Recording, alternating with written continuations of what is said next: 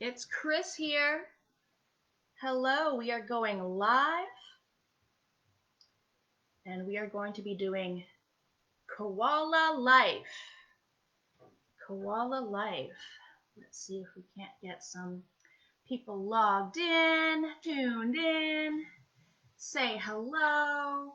Where are you guys from? Give me a shout out. We are live tonight. What a cute painting. I think this painting would be good for like all ages. Okay, so I see people tuning in, logging in. Excellent. I hope I've got a good enough lighting set up for you here. I've got light coming in from here, from the above. I think it's nice and bright. Hello to Michelle, kicking us off in the comments.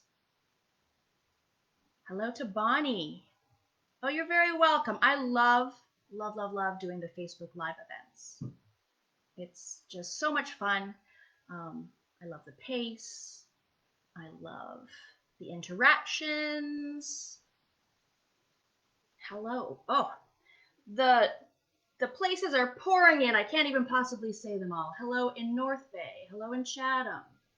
Hello in Kitchener. So a whole lot of Ontario. I'm in Ontario. I'm in London. Ooh, hello in Puerto Rico. That's awesome. Hello in Spokane, Houston, Texas, Rochester, Kitchener. Welcome, everybody.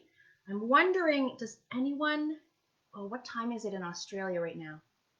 It's next morning in Australia, right? I wonder if anyone's tuning in like really early. Tomorrow, technically, Wednesday. Kristen says she lived in Australia. So probably the Australians know what a koala looks like. Have I seen a koala myself? I have to ask myself. I think maybe in a zoo, but probably not close up. And now this is not, an anatomically correct, perfect rendition of a koala. This is, my rendition of a koala. I'm sure you can chime in and tell me all the things that are wrong with this guy, but he's kind of a simplified version of a koala, kind of cartoony a tiny bit. Oh, Marianne, hello from Australia. Lena as well. That's awesome. So it's 10 a.m., Lena says.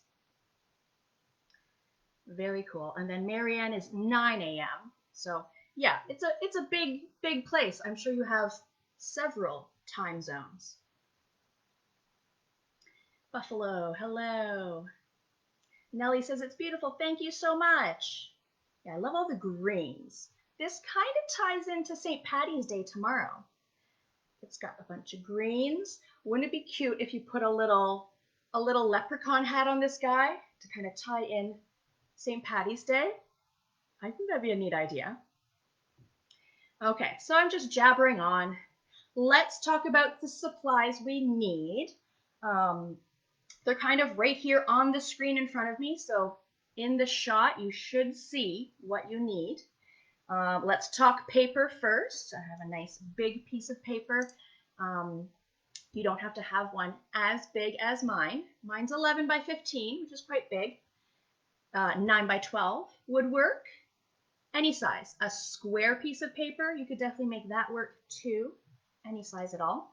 Maybe you're not doing watercolors today. Maybe you're doing acrylics and you're going to water them down and treat it like watercolors. You can definitely do that.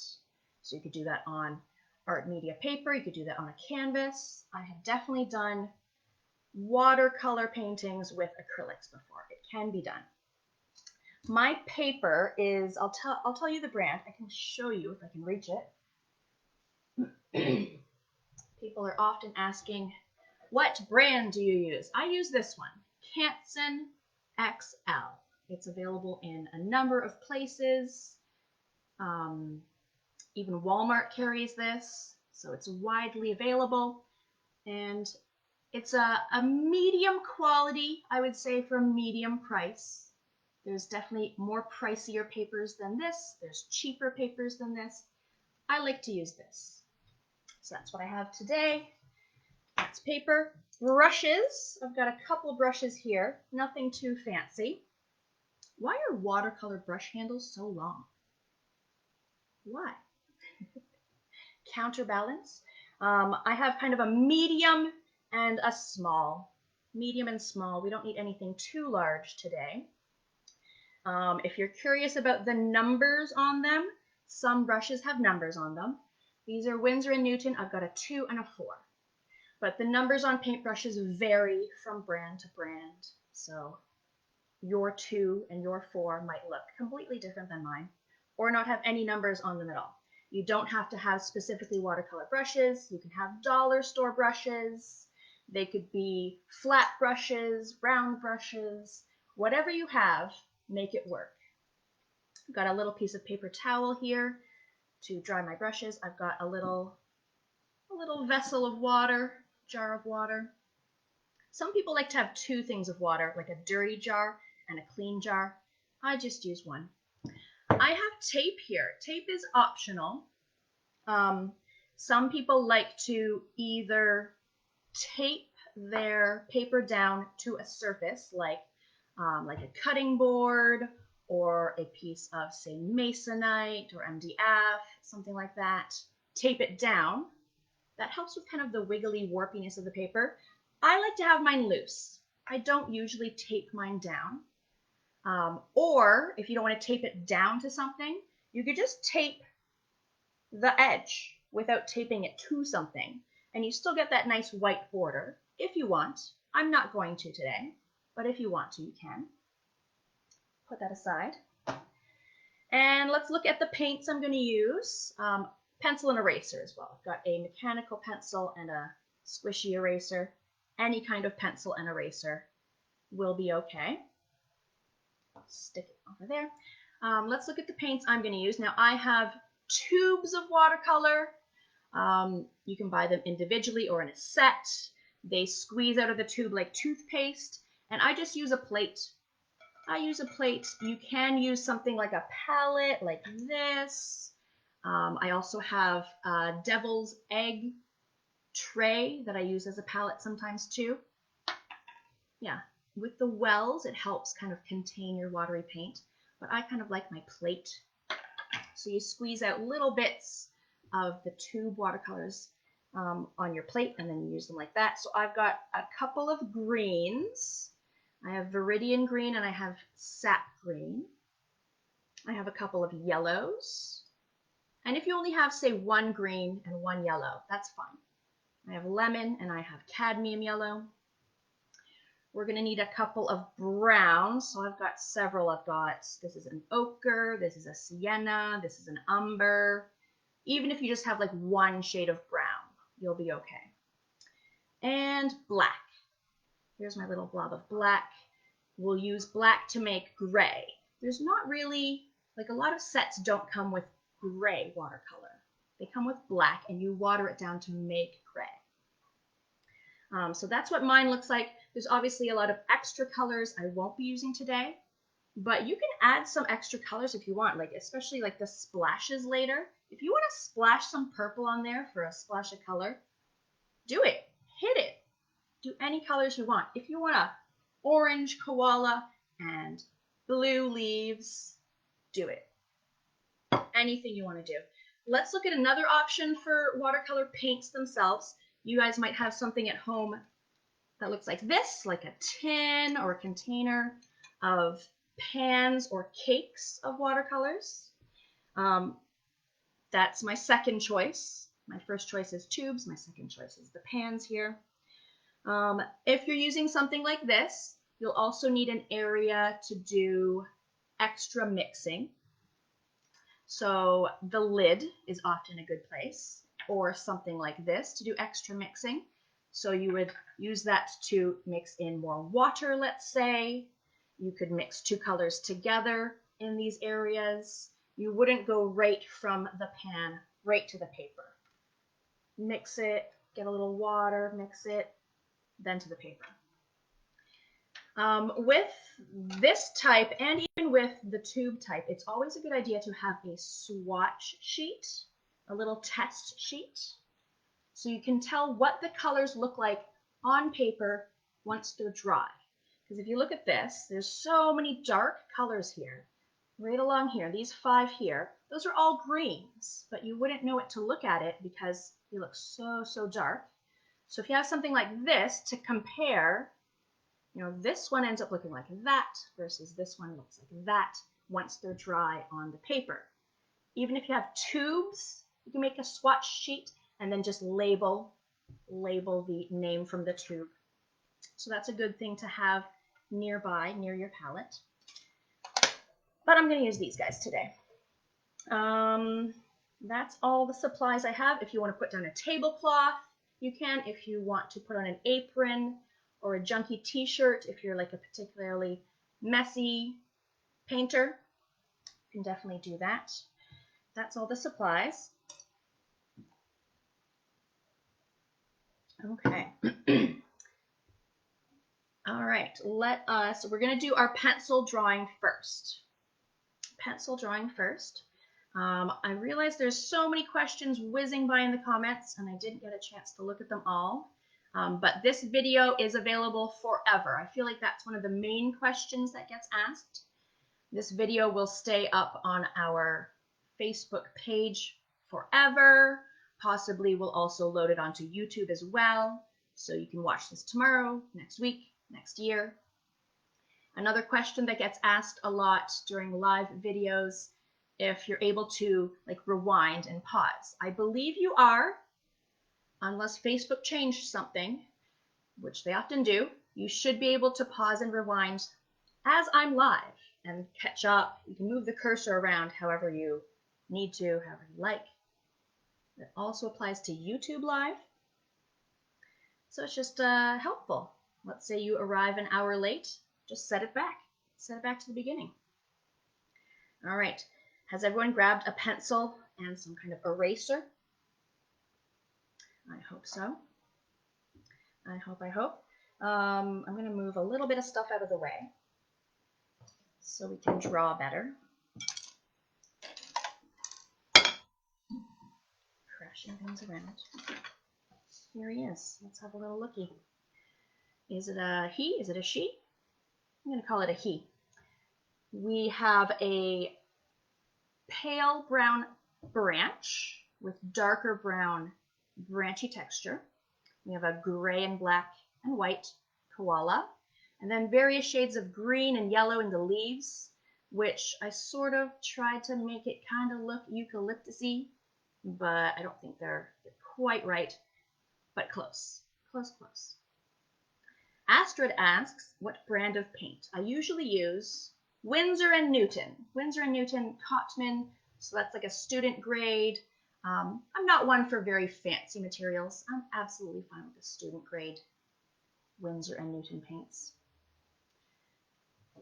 We're going to draw the branch first. Pencils out, branch. Now my branch is quite smooth. If you want a more gnarly branch, you can absolutely do that. My branch is probably contained within the top quarter, right? So if you call this halfway, this would be the top quarter. So let's try to keep our branch in the top quarter of our paper. And it's wibbly, kind of wavy. It doesn't have to be any particular thickness or waviness. Mine is like that. This one's a little less wavy. Now I'm going to try to draw dark enough that you can see on the video. But at home, if you'd like to draw a little lighter, that'll benefit you in the end, so then you don't have very dark pencil lines showing in the end. And we'll make that a little thicker.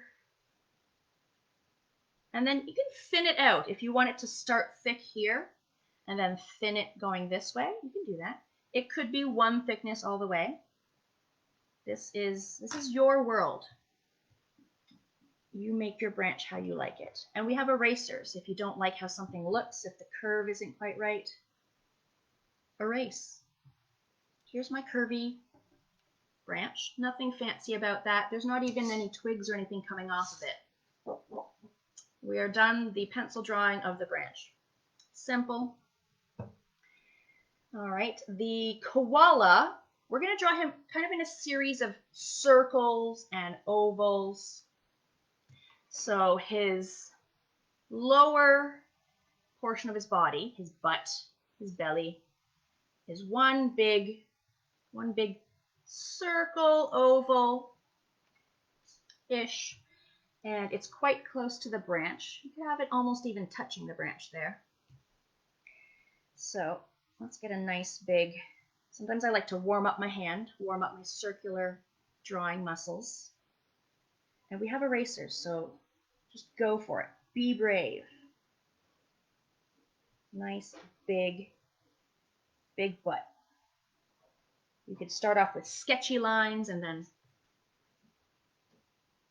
piece them together. Nice big thigh area, butt and thigh. Look at that. This guy's thick with the two C's, thick. There it is. That big chunk there. You can make it a little darker so that you can see it a little better. But make your lines light pencil lines. All right, we're gonna extend his body this way to the right, and it ends up kind of looking like a peanut, I would say. So from the kind of top of the curve here, this is like the curve of his back, and yeah, I could round it off here and make it actually look like a peanut, a really weird peanut, something like that. Reminds me of a peanut.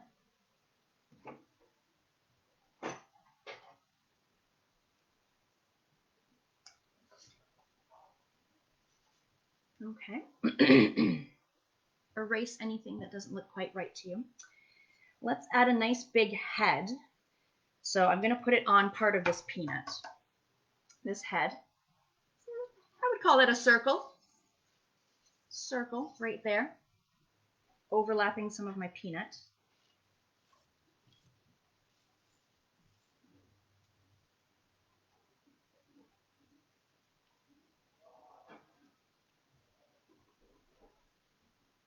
And I'm going to erase the unnecessary bit. Don't really need that bit.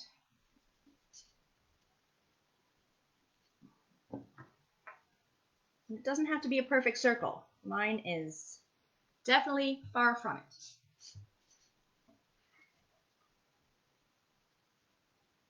It's like a couple of like bicycle gears or something with a chain. All right, that's his head. Now look at those ears. Head compared to ears. The ears are almost as big as his head. And mine are quite round. They remind me of like a mouse's ears. I'm sure these are exaggerated. I'm sure in real life the koala's ears are fluffy and big, but not like this. So if you want to make yours more accurate, you can kind of downsize them a little. Let's make some big mousy ears. So you can add one down this way and then one goes that way. And feel free to use up any and all negative space that you have. If you're like right close to the corner, use up all that space. Don't be shy.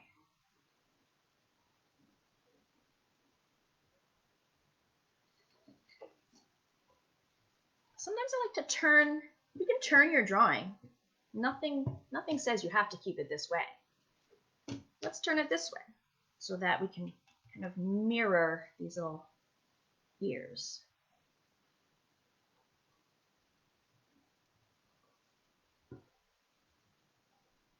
Erase, adjust, whatever you need to do.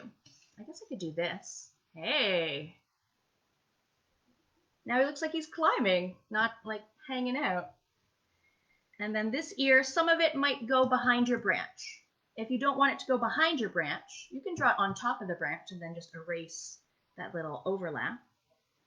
Maybe you have a skinnier branch over here and the ear doesn't even come close to it. That could happen.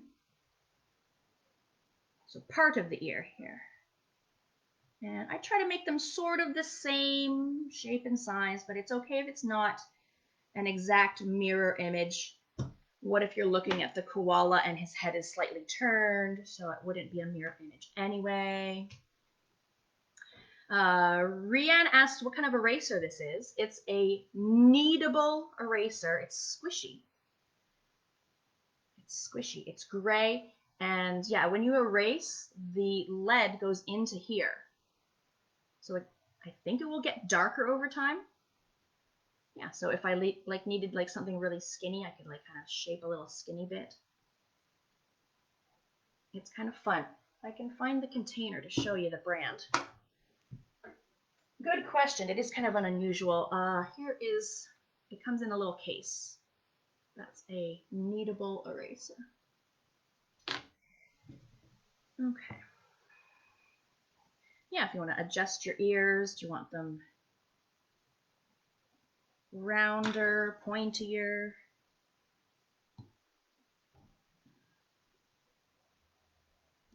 That looks okay to me.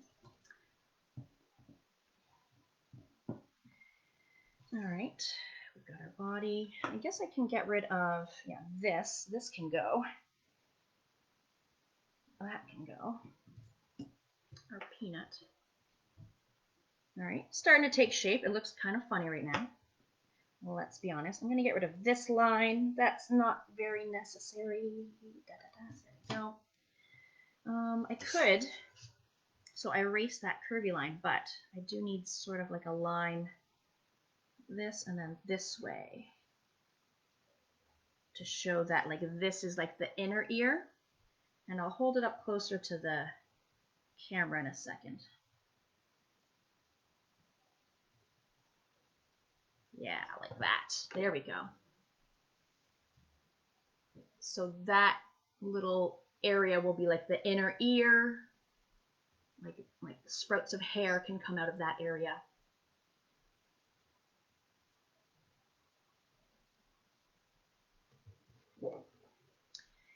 All right, well, I guess I can keep going this way. Koalas have a big nose.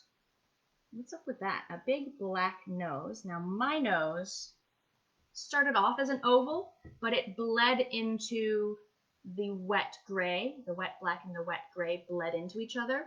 But I wasn't mad at it because it kind of gave it a cool effect. So if you have some bleeding later, I actually kind of really like that. It's a neat effect. So let's give them a kind of an oval, big nose, and it's quite low on their face, so maybe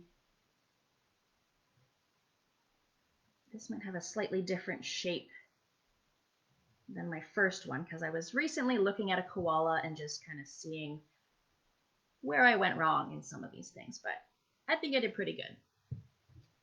So there's a nose. It might become a little bit bigger as I paint it. When I'm filling in my black, I might make it a scooch bigger.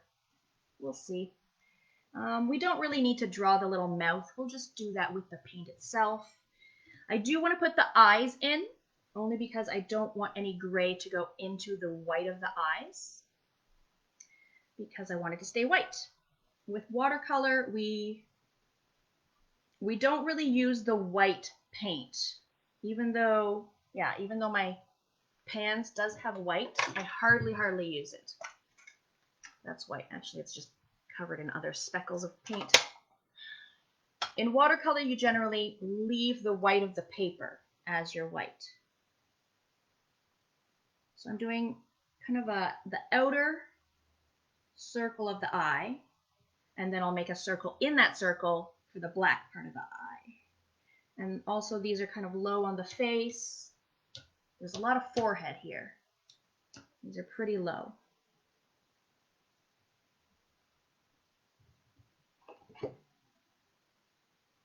Try to make them the sort of same size and shape as each other. Sort of in the same position. Mine's a scooch off. I'm going to do circles within the circles.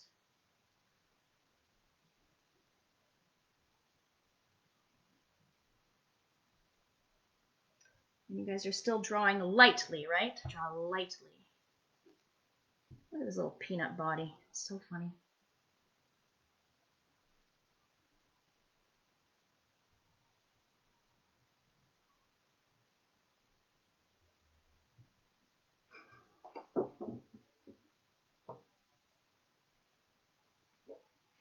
He looks scared. Are you scared? Yeah, he's so cute. Okay, let's turn it back the normal way. Arms and legs, or are they all considered legs? Who knows?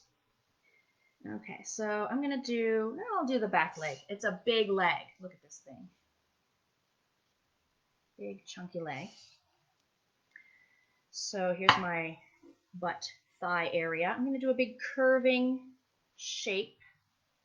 Kind of here, midway up. Big curving shape. This curving shape can absolutely touch the stick, the branch. That is okay. I encourage it. This is a big curving. Like this would be his knee. Is this a koala's knee right here?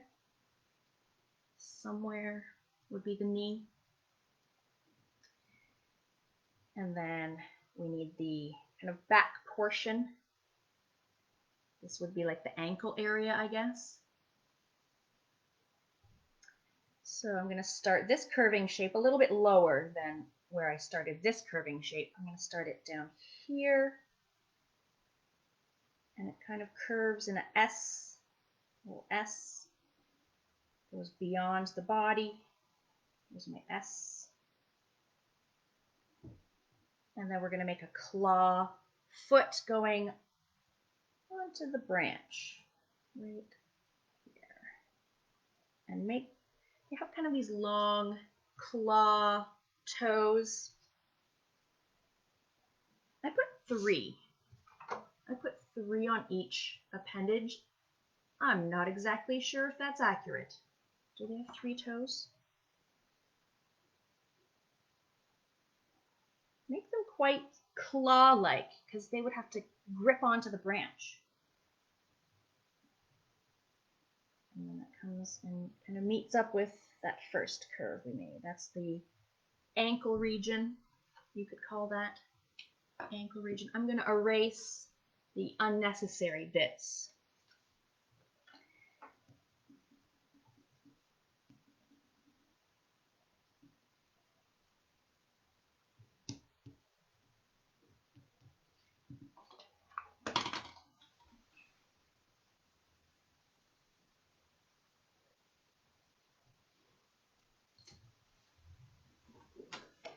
Sometimes it helps to draw things this way if you want to draw it sideways. That might help visualize it a little better. Remember, you can pause. You can pause this video. I say it like it's a secret, but technologies these days, it's just amazing. An arm. Let's get an arm in there. So here's his, like, would you call that his shoulder? Quite low, right? Almost towards his back. This is his back. So, and this, the shoulder is less meaty than his thigh, let's say. Like this.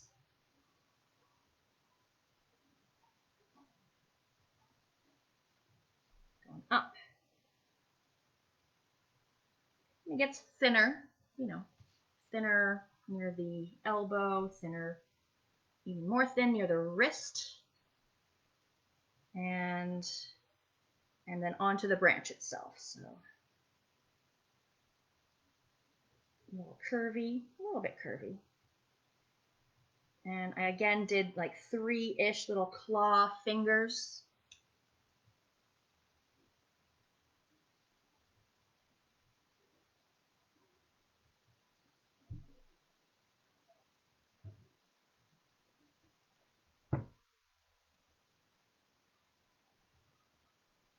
Something like that. A good portion of it is on the branch. He's, gripping. It's gripping on.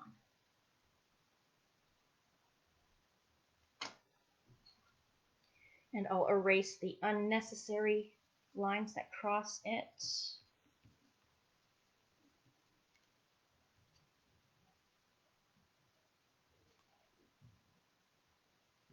Is anyone thinking to themselves, I thought this was a painting class, not a drawing class?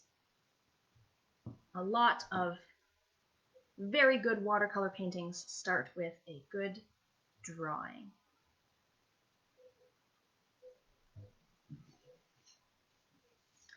And yeah, so we've got a leg and an arm, but he's going to have two legs, he's going to have two arms, and they're just barely visible. So on the leg, the second leg, you really only just see a little bit of it peeking right here. That little lump is supposed to be like the leg on the other side. So here's our leg here. I'm going to do a second one just kind of peeking. It could mirror, it could mimic that curve. That makes sense. Or it doesn't have to. Just tuck something right in there. Let's say you have more airspace here than me. Your little leg could come up like that and then go back down a little bit too, depending on how much room you have right here. And that's all we'll need to do for the other leg. And then the other hand, other arm, is a little bit more complicated. Here's part of it. And then this one's going on the other side of the branch, wrapping around. So the branch will cross in front, and then you just see the fingers coming around. So let's add a little arm. And you could sort of make it the same thickness as this arm. That makes sense. He wouldn't have one big fat one and then one thin one. They'd be around the same thickness.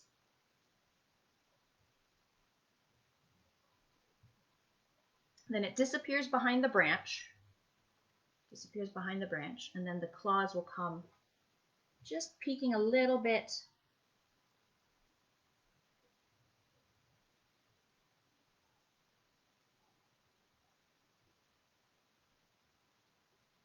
Three little claws. And I make the knuckles like rounded.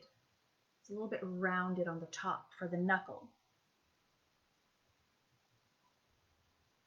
And they're, sort of the same thickness as these ones, sort of. Doesn't have to be perfect.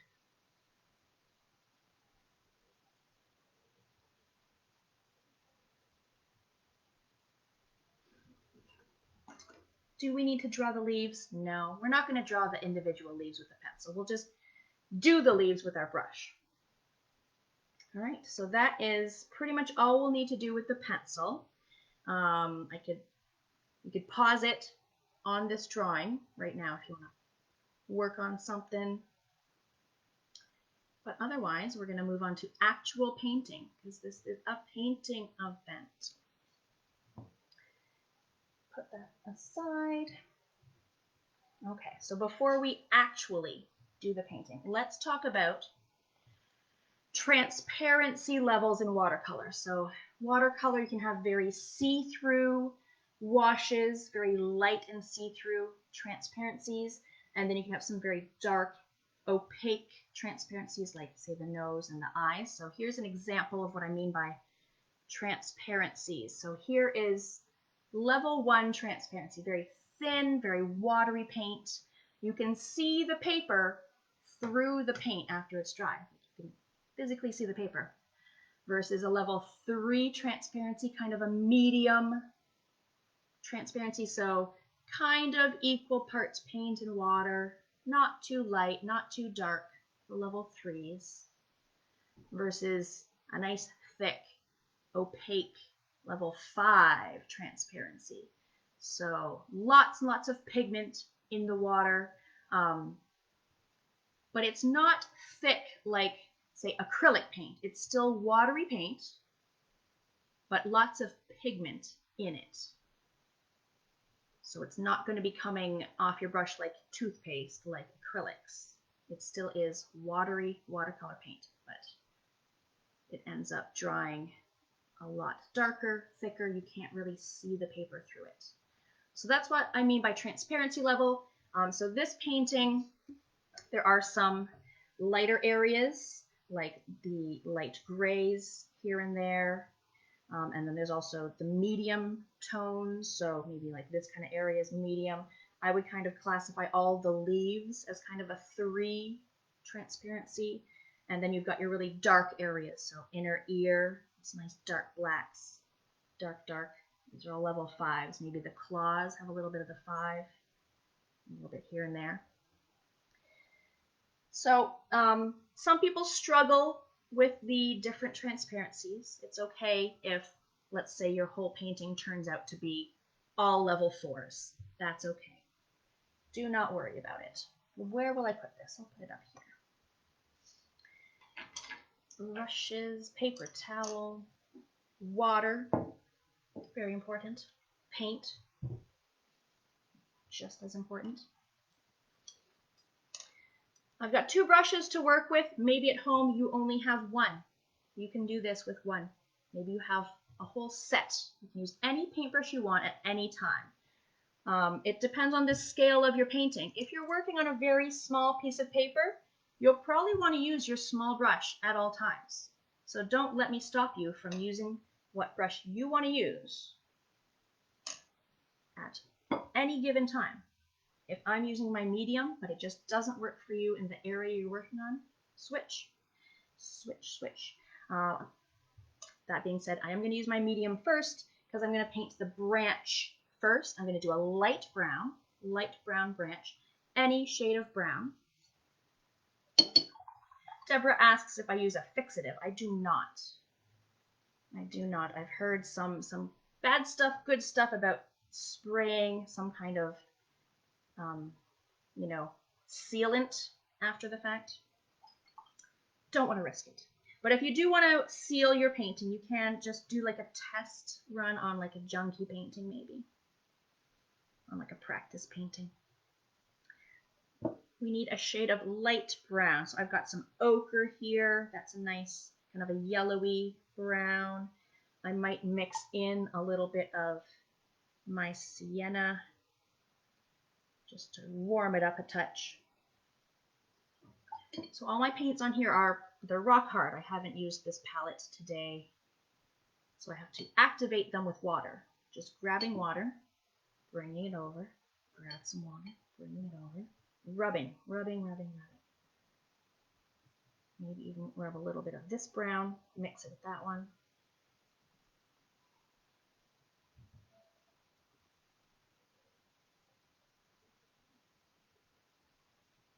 All right. I might even turn this a little bit. Turn it so it's the most comfortable for your hand. We're just doing a light wash of brown on the branch. You have to avoid the hands, the claws, the feet. But if a little of this light brown does go on those areas, that's okay. We're covering it with gray, black. So if a little of this does go on it, do not worry. Do not worry at all. If you go outside of your pencil lines, that's okay. That just gives the branch more texture. Sometimes some areas might have a little more pigment and be a little darker. Again, that just gives it added texture, added shading for free with no effort. I'll hold it up. See how wet and shimmery? That's how wet you have to use watercolors. If you're used to using, say, acrylics, you're in for a ride. You need to add so much water to watercolors. It might scare you at first. Really, you're just manipulating a puddle on paper is how you can describe watercolors. There's a puddle, and you're manipulating it to go where you want it to go.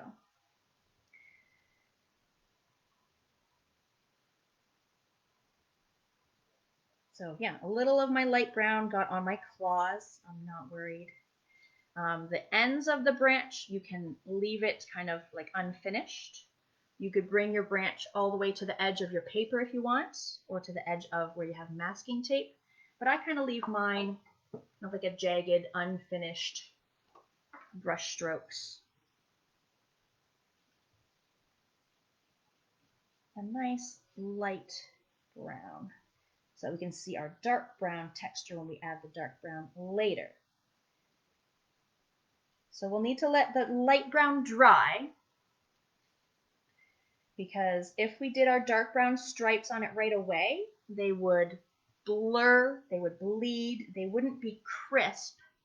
They wouldn't be crisp like that. They would just be blurry brown blobs. So we do need to let that dry. It's okay if there's even like little white gaps. If you missed a spot, that's okay. That'll adds to the texture. There we go. That wasn't too scary. Yeah, you can see some areas have a little more pigment, so that might dry a little darker. Some areas might have more water, and you might get a patch that looks like cauliflower, like the vegetable. That's okay. See, my paper even is wiggling a little bit. You can kind of see the valleys and the little hills. Sometimes I just bend it back into shape. Even the best quality paper will have a little bit of a warp to it. And that's all I'm going to do with my brown, so you can give that a rinse.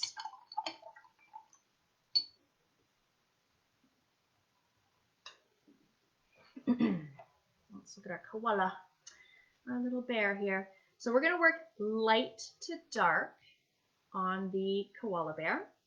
The white areas on our koala is just lack of paint. So it's the paper showing through. So especially in his chest area and his, I would say his mouth, jowl, jaw area is a little whiter by just leaving the paper alone. Just leaving it alone. There's a little on his belly here too.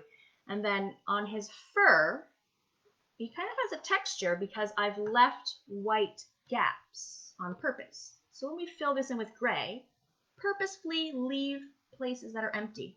So then you get like white, furry texture. Okay, so yeah, keep in mind this area needs to stay whiter, lighter. This maybe a little bit here. Okay, my black little nubbin is over here. There it is.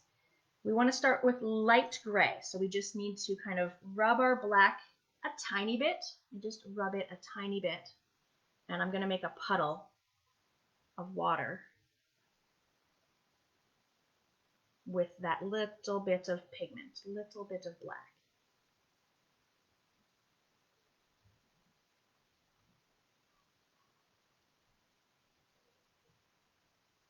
There's my little puddle. There's a little pigment in it. Not a ton. Let's move that. So I'm going to be doing kind of dabbing things.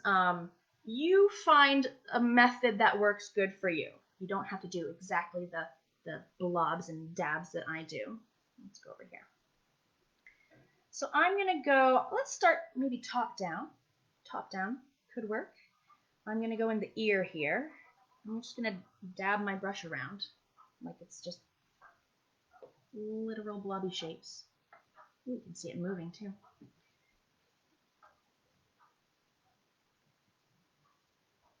Maybe dab some in here. Now, if you're getting close to the branch, don't let the two colors touch each other. You can leave a white gap. You can leave a white gap. Oh, a little bit touched. So a little brown is in my gray. That's okay. That's perfectly fine. But if you just avoid them touching altogether, then they won't bleed. Dab, dab, dab. Dab, dab, dab.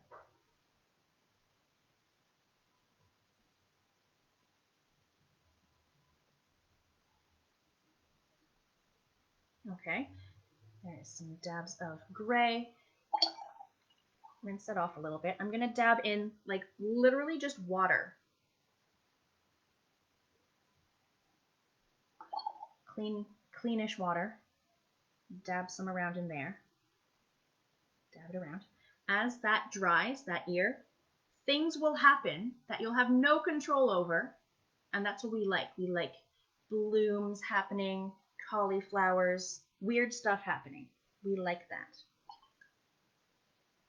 All right, we might as well do the same thing on the other ear. Dab, dab, dab. A little bit of gray. Dab, dab, dab, dab, dab. Well, that's a little bit too dark.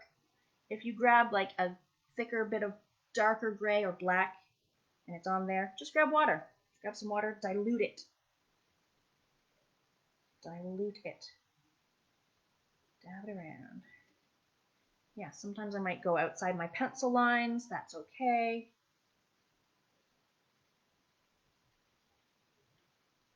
Yeah, that gives it like fuzzy texture. We can even take our brush, and I have some gray here. I can even kind of draw little fuzzies, little fuzzy hairs.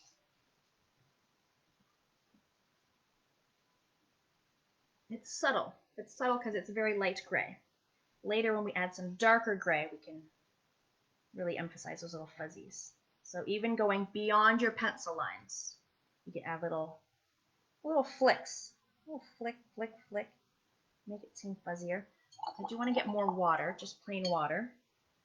Dab some plain water in the ear. Dab it around. So as that plain water dries and spreads, it'll do interesting things. Ooh, I have a little cauliflower forming over here because some of this water went onto here. But that's going to give me an interesting pattern there later. So I'm going to leave it. Also something happening here, which is kind of cool. Okay. We're going to continue with our light gray. More water, more of that black. Going on the face now. I'll start, forehead, and then I'll move that way. Dabbing some paint around. If you instead want to smooth the paint back and forth, if you feel like that's a better method, go for it. I'm not going to get any paint inside the circles of my eyes. Not within this, not within that. No paint on the insides of those. So just kind of go carefully around.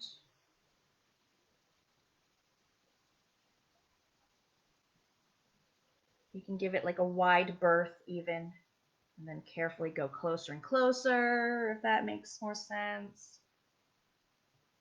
There, we just don't want paint in there. If it happens by accident, not a big deal. I'm going to go right over my nose. My nose will be black later, so even if I paint this gray right now, the black will go on top. No problem.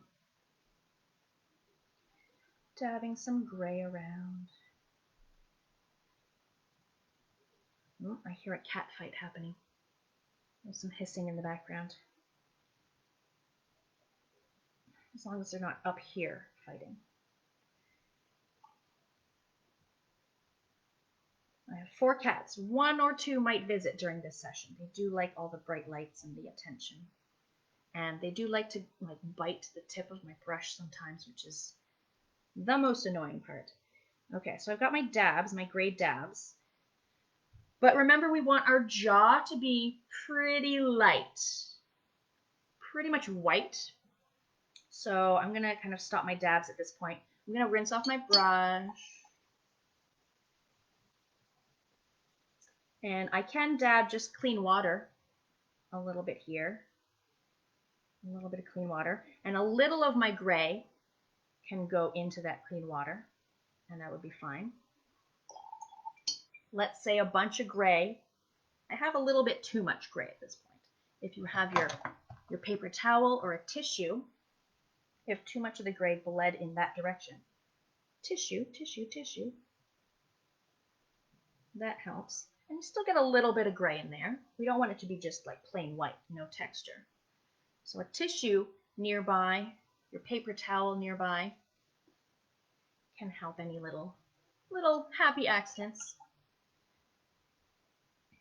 Okay, so we've got some things happening there. Yeah, there's going to be naturally some darker bits, but we're going to add more darks to it as well.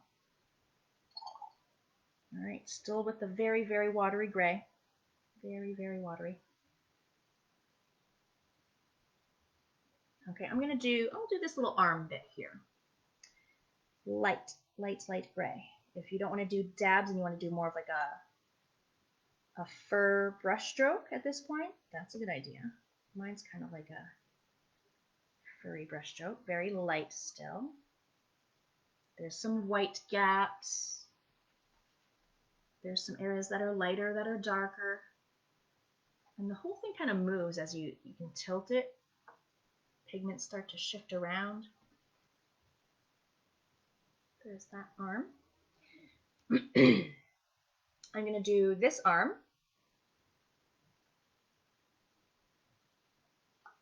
Same thing, light gray, very light gray. Water down that black. Yeah, and this is where I'll probably start doing more of a fur brush stroke versus like a dabbing. And we want the fur, to go with the flow of the arm, right? So start to fill in this arm light gray. There can be white gaps, thin brush strokes, thick brush strokes, or stick with the dabs. You can definitely stick with the dabs.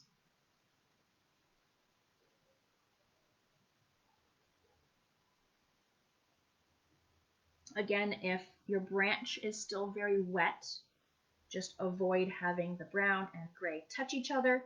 Mine's pretty dry. The paper has soaked up the water, so I can kind of go down these fingers a little bit and not worry too much. But if yours is still very wet on the branch, just kind of hold off, hang back a little bit.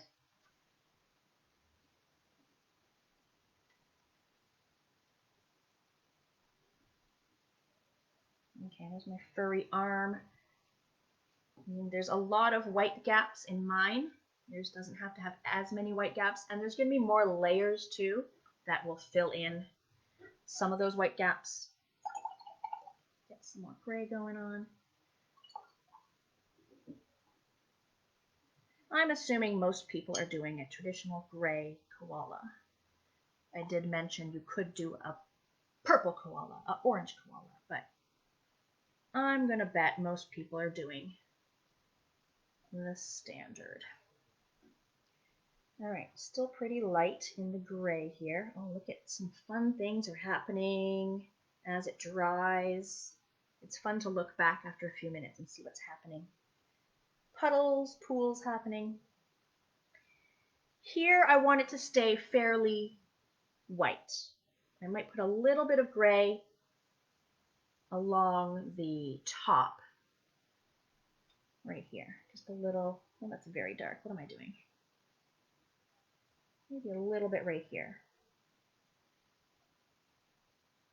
Maybe a little bit along this belly part, just a little touch of gray. But I'll keep most of this white, and I'll keep some of this white here. I'm going to come down this way, along like his back. Dabs or short little brush strokes.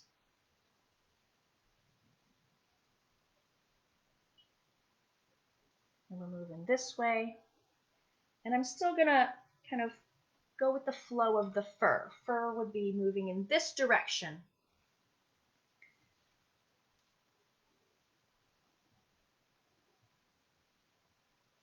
White gaps are okay. Big chunky brush strokes are okay.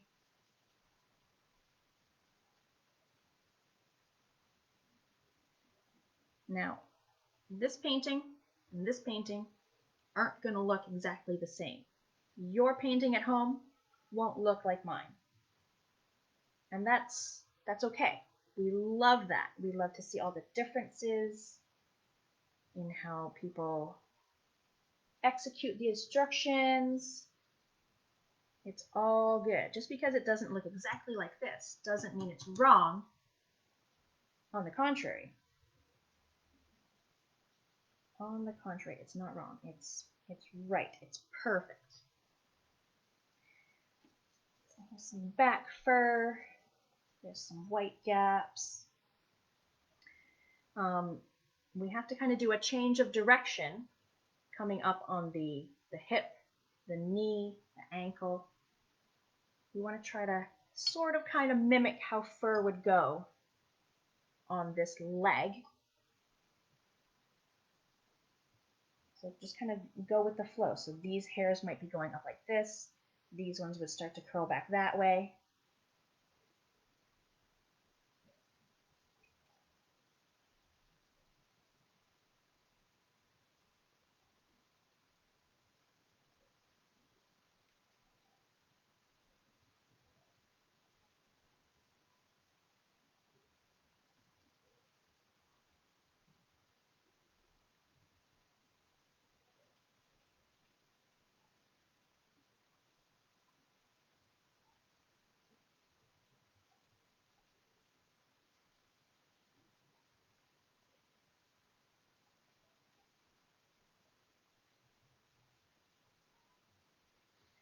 So let's see, we're just coming into spring in the northern hemisphere. So in Australia, are they just going into fall then? Does that make sense? It's fall time in Australia.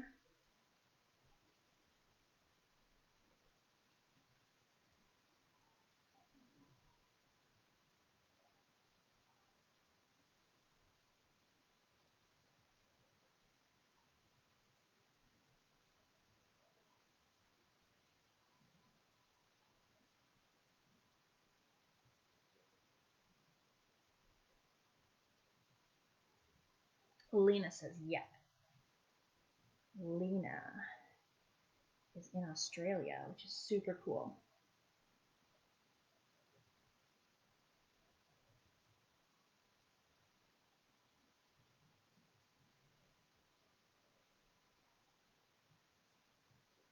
Yep, my branch is good and dry, so no fear going into this foot.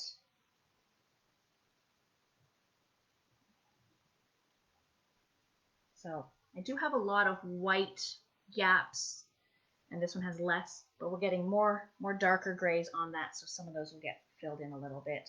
Or you can have it like that textured. It kind of has a nice effect. I really like that. And let's see, the butt. Here's the butt, so I'm just going to curve my brush strokes up and around the butt.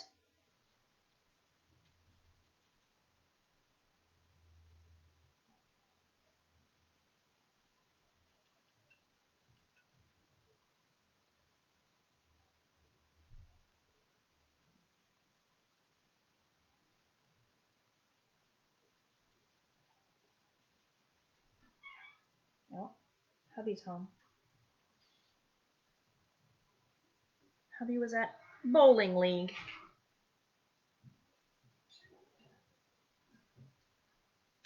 How was bowling? Good. Oh, you won all the points. Okay. There we go. So I did add a little bit of gray to this leg right here, but it got a little dark. So I just grabbed my tissue and I can kind of dab. Yeah, anytime you go, too dark that you weren't meaning to, just get a tissue, dab a little bit, paper towel. Oh, some people even have Q-tips handy and they could just like do some precision soaking up some little bits of paint. Okay, so got a lot of nice light gray in here. It's pretty textured. It kind of looks good just like that. Oh, I didn't get the little diesel guys. Get a little gray on there too. Little gray.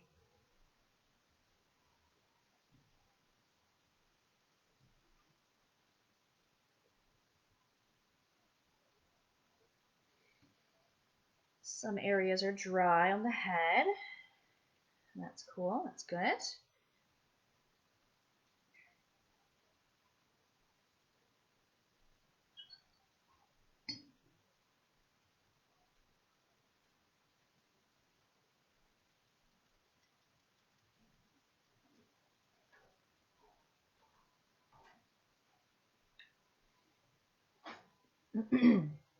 Because my pencil lines were, darker than I would normally draw them, there'll be quite a few visible pencil lines in my finished piece, but hopefully you have nice light pencil lines on yours. All right, we will add some more grays, darker grays, and black to our koala to give them more shading, more 3D-ness. In a sec, we'll give you a few minutes if you're still working on some furry texture there. And it gives, this area a little bit more time to dry. And then as we're working here, some of this will start to dry, and we'll keep kind of going in that direction.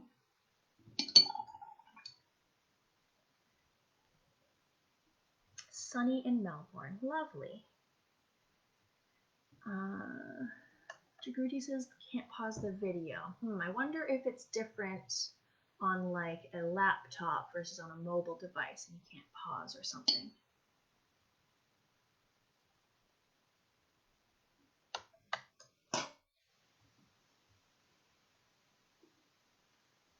Yeah, got little, that's what we call a cauliflower. That little bloom. So I'm okay with these happening. Some people, it really irks them. I'm fine with it. We're going to put texture on top of that so it'll be hardly visible, which is something we could do now. While this is drying a scooch more, we can add our lovely wood grain, bark kind of texture. Let's look at it closer. I've got thick bits, thin bits. They're not all parallel.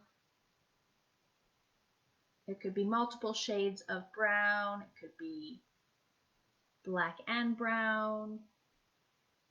You can get some gray in there if you want. You put some yellow in there if you want. Green. Ooh, maybe it's mossy and you want to put some moss on it. How can I get both of the, here, I'll go like this. Huh?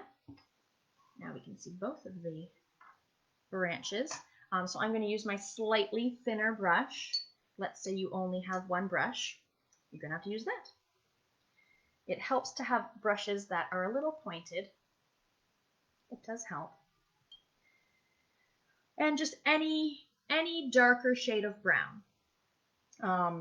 So I'm going to use maybe a little sienna, maybe a little umber mixed with it. Ooh, that's some black. My black has soaked. There we go.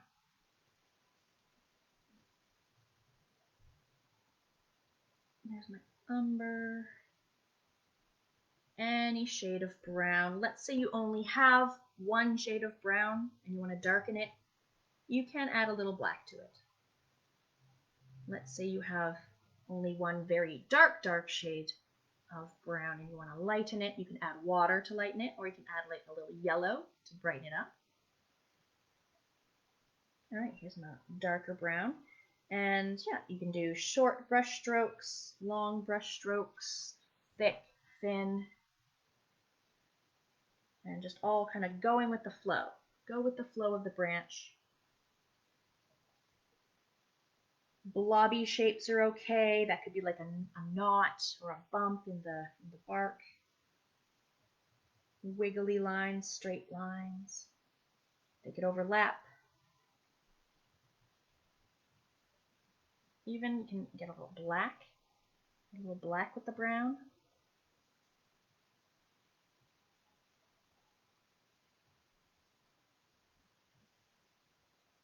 And just go as close as you can to the little fingers, the little claws.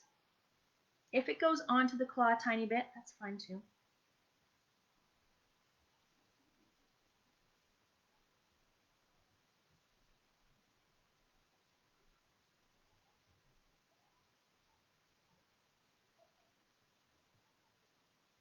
It's tough in between the toes. In between is tough, but just do your best. That's all we ask for the whole thing. Just do your best. Have confidence.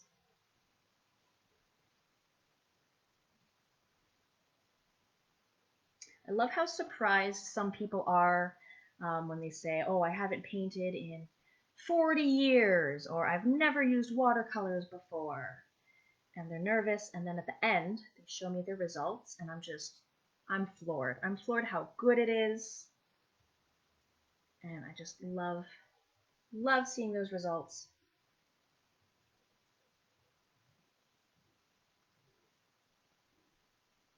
Maybe that says a little bit something about how I present it, how I teach it. Your success is my success.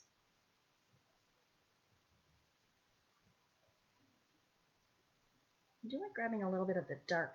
Get some darks in there too. And things will dry lighter than they look at first. It'll dry lighter. So don't be afraid to get a little black on the brush, a little dark brown.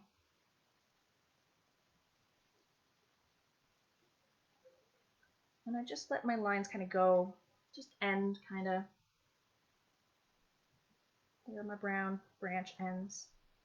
Kind of unfinished, but you can definitely have it go all the way to the edge, all the way to that edge. Finish it however you like.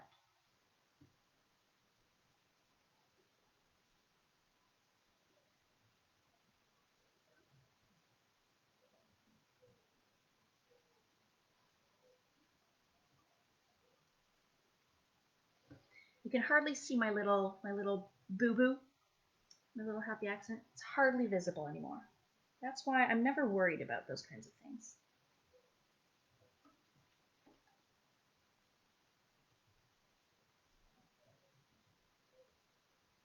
You can see there's some thick ones, thin ones, dark, light. Some of them crisscross. Some of my brown went onto my foot. It just bled a little bit into my foot, but we're going to put some dark gray, we're going to put some black, that'll cover it right up. Hello, Lisa from Kansas. Thank you for joining us.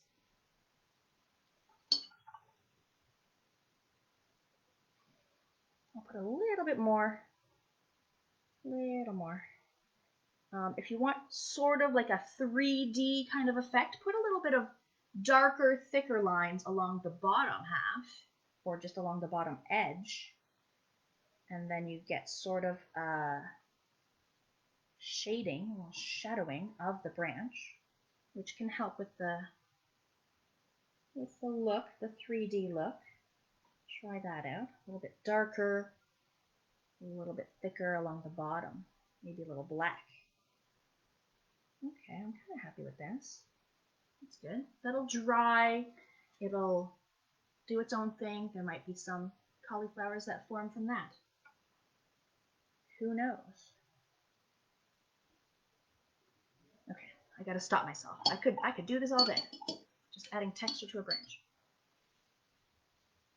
Ooh, this is starting to dry nicely. Again, we're gonna work kind of top down. So this is the most dry area.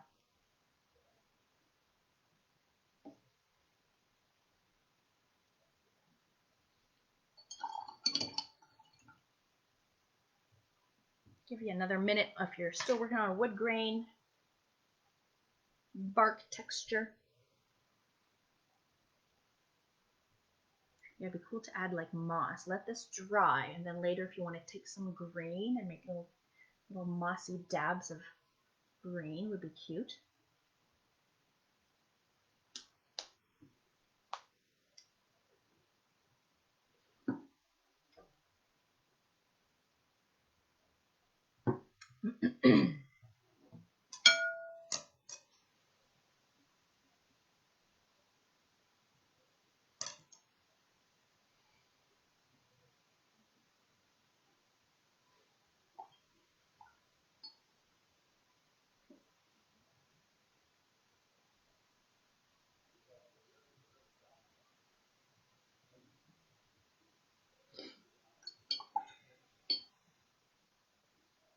Well, thank you, Barbara. Barbara loves watching and learning. Yeah, you don't have to be painting along to learn. You could be just watching and learning. Yeah, just absorb all the info. And I'm just noticing here I've got some little splashes, some little accidents that happened as I was bringing paint over here, but I'm not worried about those because I'm going to purposefully add splashes later, so that'll kind of blend in. But let's say you're doing a piece that's like not a loose piece like this, there's no splashes, and you're worried about, happy accents like that. You could just take some water, rub it a lot, get a little paper towel or a tissue and blot it, and that'll lighten it. You'll never completely get rid of it, but that can definitely lighten it in future if you have a little boo-boo. All right, let's go ahead and add some darker grays and black in our body, her face, her body, her ears. Oh, I got some brown. I've got some brown in the area that I want my gray, so I'm gonna wet it. Where's my tissue? This is my gray area. Oop, clean.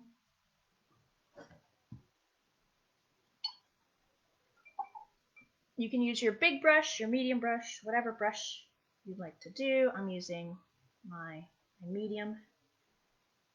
So slightly darker grays, and we'll do some blacks too. So yeah, that looks a little bit darker.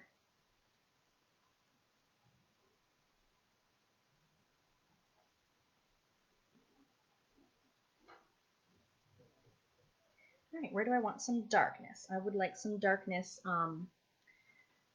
sprouting out of his ears, like ear hair.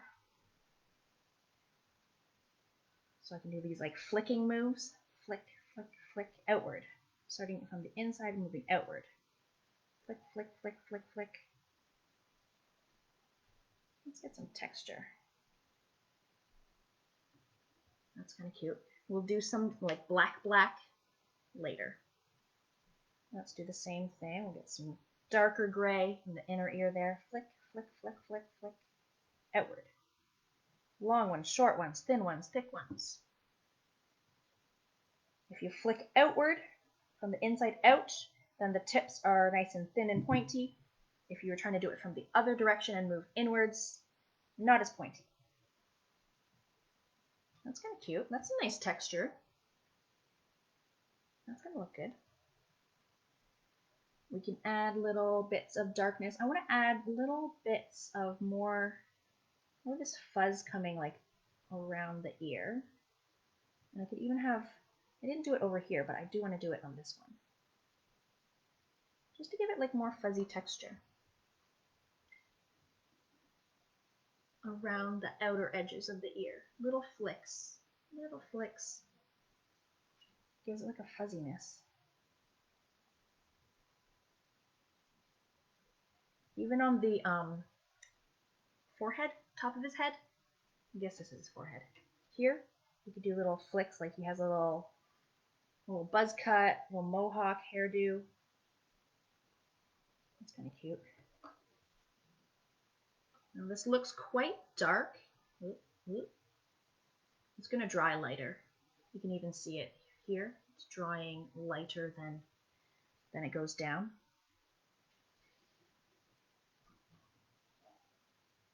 Little fuzzy head.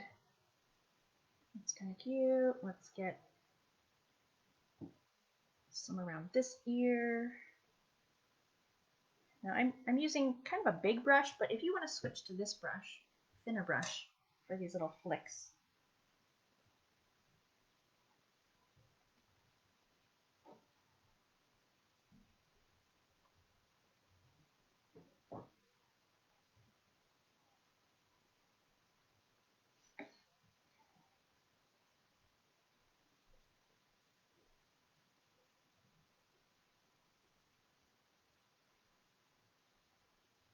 Make them as fuzzy as you want. And then I'm going to get a little water on my brush. And then I'm just going to kind of blur some of those a little bit. Let it bleed into my water. You don't have to do that if you want them to be crisp lines like that. There's a little more water, just plain water. Blur them a little.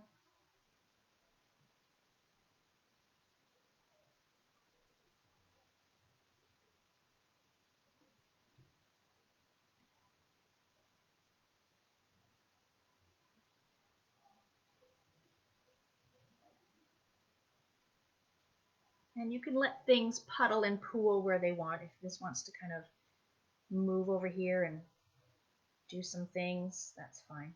This guy seems to want to travel in this direction.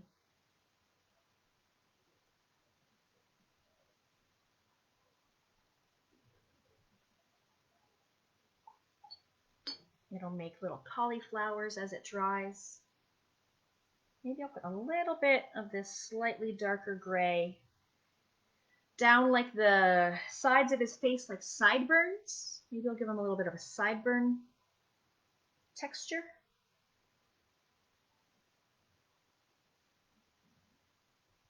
Little flicks.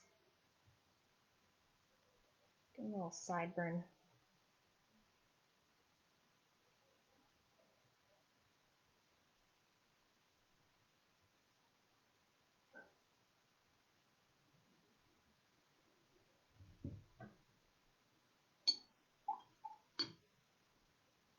Yeah, some areas seem a little darker. I'm not too worried. Not worried at all.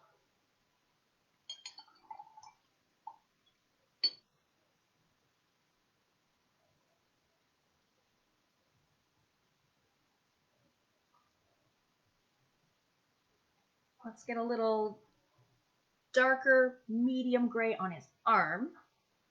Now I'm gonna leave this arm pretty pale. Pretty pale. That one's pale. This one we'll get some darker gray. It could be all over. It could be just like on one side. I think I'm gonna kind of stick to like this side with these grays. So it'll be a little different than this one.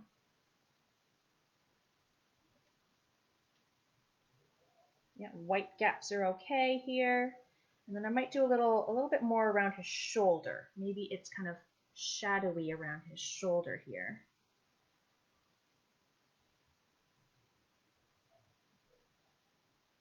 Little dabs, little flicks.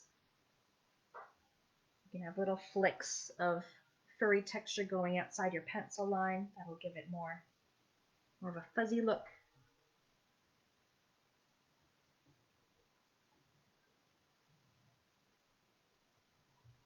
And yeah, let's go right onto those claws.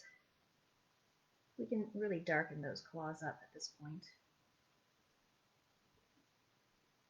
You can use your thinner brush.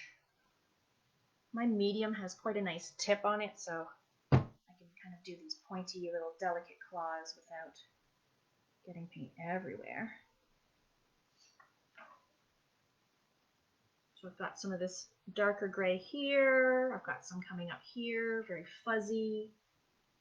I've got my claws starting to get a little darker there.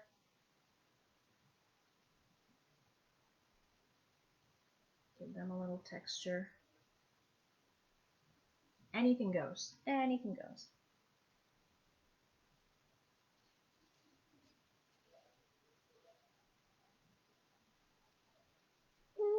I'm looking at the other arm. I'm looking at it. I want to do a little bit of shadowing that I didn't do before. Near where the branch and the arm are. Right in there. Because maybe the branch is casting a little shadow on the arm. That couldn't hurt. Couldn't hurt. And I'm going to darken my claws a little. Get some nice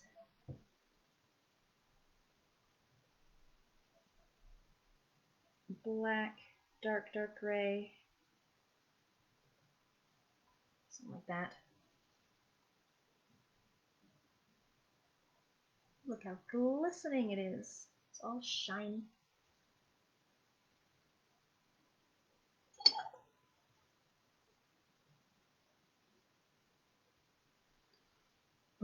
So I'm looking at his back. Some darker gray along his back, and then maybe come up around the rump a little bit. So we'll do that. I could even, I might turn it. If I turn it, it's a little easier for my hand to make this kind of a gesture than this. So make your hand as comfortable as you can. And that goes with drawing, painting, sculpting probably. Yeah, just make your hand comfortable and the quality of art will improve. Even rotate it fully. Yeah, we can add fuzzy strokes all around the outside of this too. And keep going with that. Anytime you're near the edge, add some fuzzy fuzz. Yes, Christine, it will be available forever. This video will be on our Facebook page. You can click on like videos as one of the headers. And we usually like to upload them to YouTube as well, so it will be available. And some darks coming up around the butt.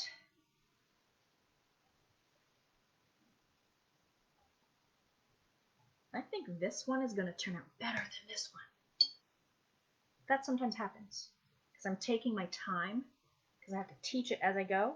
But with this one, I was just slapping paint, slapping it down. And this one, I'm more conscious of what I'm doing, so this one might turn out even better. I'm gonna bring those furry fur all the way up here. Now, it looks like he's like crawling on his hands and knees. That's funny.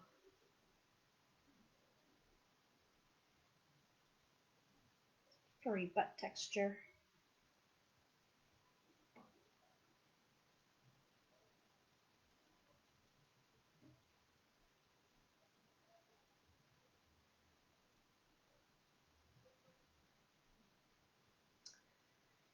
That leg, I need some shading on this leg, especially at that little S curve here to kind of define where the leg and the butt is. Let's define that a little better with some gray.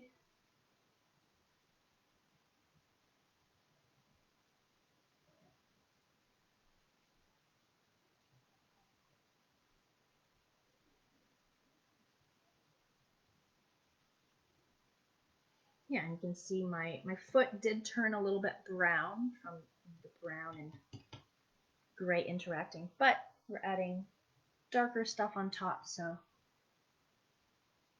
it's gone. It's already gone.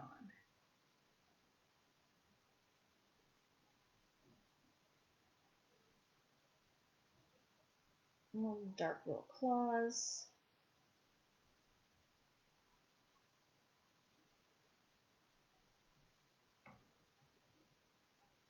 And I will do a little bit more darkness kind of up around this big curve.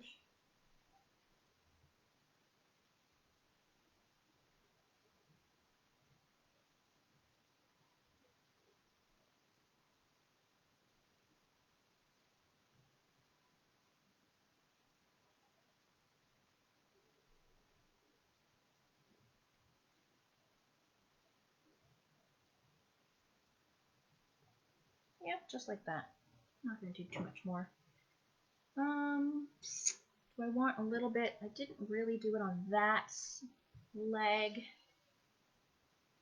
Not so much, but again, looking at it after the fact, we can do a little bit of darkness on that leg too. A little shadow from the branch might be right in here.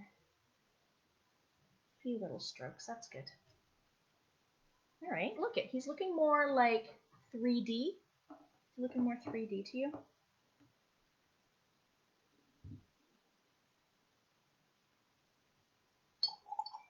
All right, so up here, yeah, up here is getting a little drier. Super wet down there. Now, we can work a little bit on our face because we haven't really added any wet paint here recently. So we can definitely add some facial features. He'll look less like a zombie. Doesn't he look like a zombie? I'm going to use my thinner brush. And let's get some really like black. Just rub your paint a lot. So a lot of pigment is going into my water. So not so much a puddle as before, but just rub.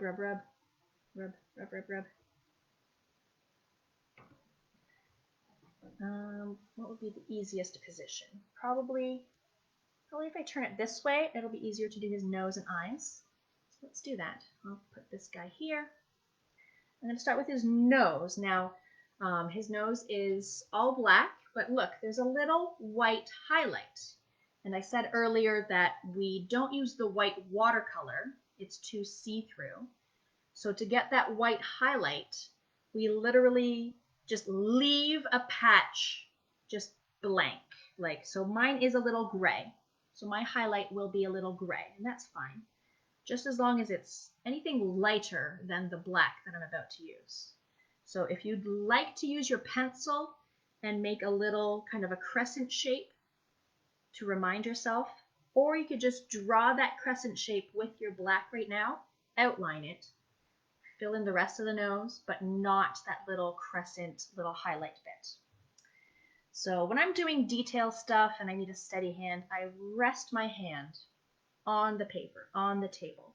Just make sure you don't rest it on wet paper. So here's a nice dry part of my paper. Rest your hand, you'll get a steadier line if you do that. So I'm going to draw my little crescent-shaped highlight outline first. And it could be any shape. Mine is shaped kind of like a banana.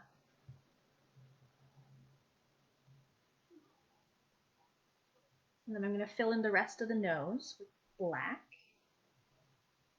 Nice rich black. If yours is still looking gray, you're going to have to rub your little pigment a little more to get it really black. Nice and black.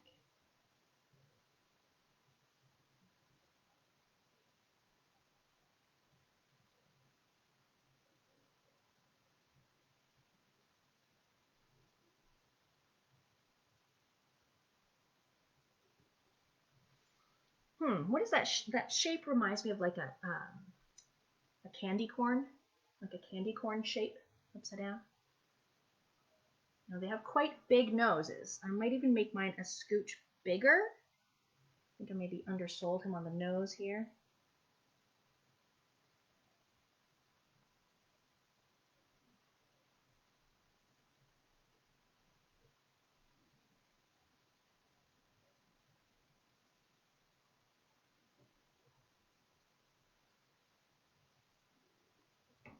Yeah, that looks pretty good. There's my nose. With a little highlight, a little gray highlight in my case. Now in this one, because I was rushing, the black of the nose bled and spread out. If that's a look that you like, we can do that. If you don't like that look, leave it like that, let it dry. Let it dry. I'm going to clean my brush off, clean it off, rinse it off. Now there's only water on my brush. I'm going to make kind of a cloudy shape of water kind of around here. I'm not letting it touch my black yet. Bit of water, sort of in the area that you will tolerate having it bleed into. So if you don't want it to bleed like down here, then don't put water there. So I've got kind of some cloudy shape of water sort of in the bridge of his nose.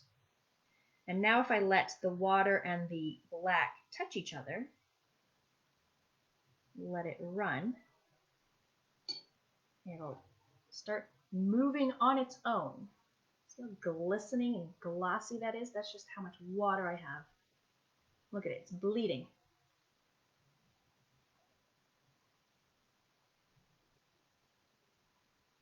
So that'll do some fun shapes as it dries, which I'm into. I'm into that.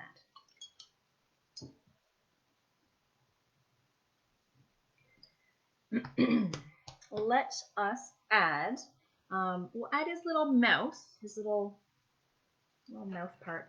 I made mine look like how every kid draws a dog mouth or a cat mouth, like 2-letter J's, just to keep it easy, simple.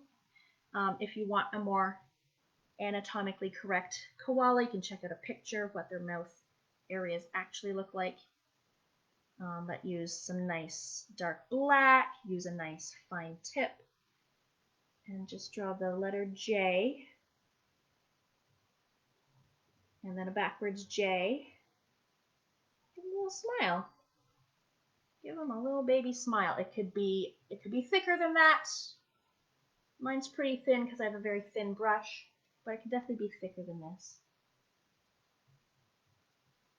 And if it's a little bit wibbly, that's okay, because it would be like a furry mouth, and that wibbliness would be furry texture. A little smile. A little baby smile. Now I'm going to fill in the inner part of the eyes. So the smaller of the circles, we're going to fill with black. And my black eyes have a little tiny white highlight, which we're going to do similar to how we did the highlight on the nose. We need to just leave a little circle of white alone. So let's start by just outlining where you're going to put your highlight. And you could choose like the top right corner of each eye, top left corner of each eye, but just make it consistent so that he doesn't look cross-eyed. So if this one's on the top right, then your other one should also be on the top right. As big as you like or as small as you like. Just go really, really carefully, really slowly. I might even rotate so your hand is comfortable.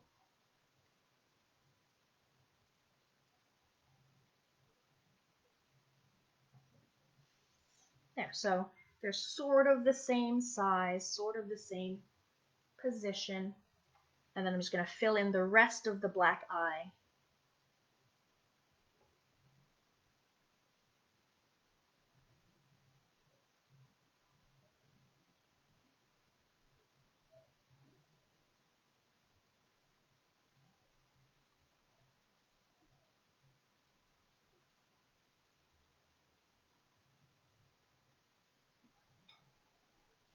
Nice and black. Let's do the other side. Trying to make them the same size, same shape.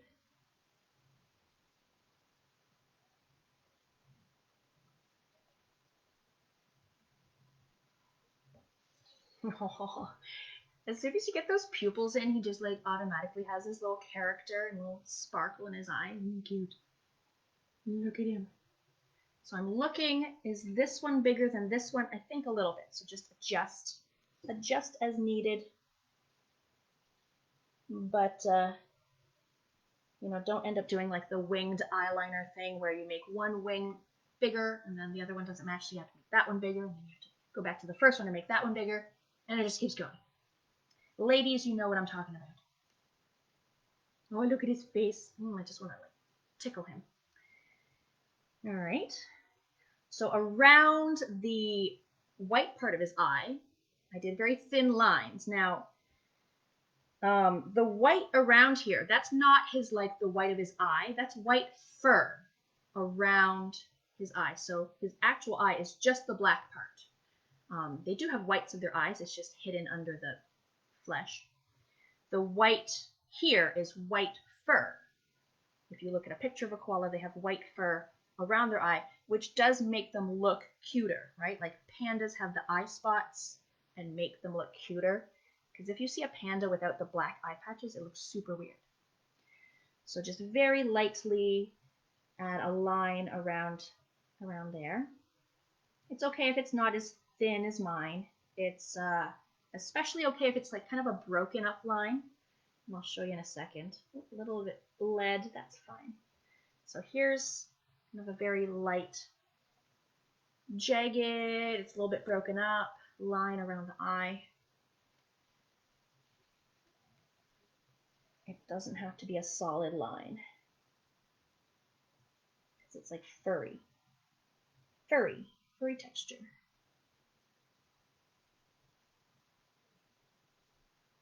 Some parts could be thick, some parts could be thin. Yeah, so I'm not mad that that bleed happened. It's still kind of contained. All right, we're still working with a nice dark black. Let's get some really nice dark black on those inner ears. Really nice, rich black.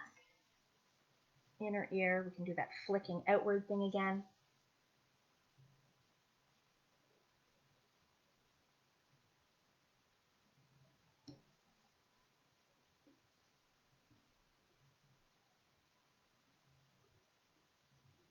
As much or as little as you want to do.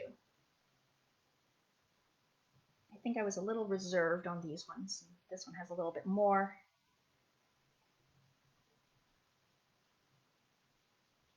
Yeah, you can see how these are turning out differently. This one has more texture, I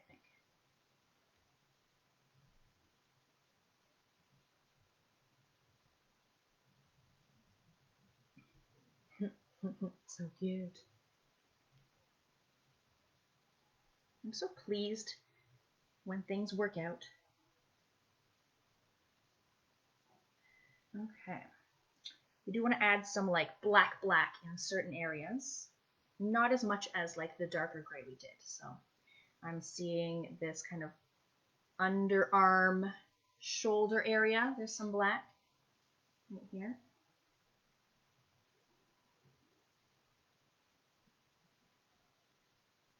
Nice rich black right here. As far up as you want to go, or not at all, or whatever you feel like. Right here, kind of like a hook shape. I'm seeing some coming under this side of his face. The lower half of his face would be a little more shaded than up here. Add a little bit under the chin, a little tiny bit.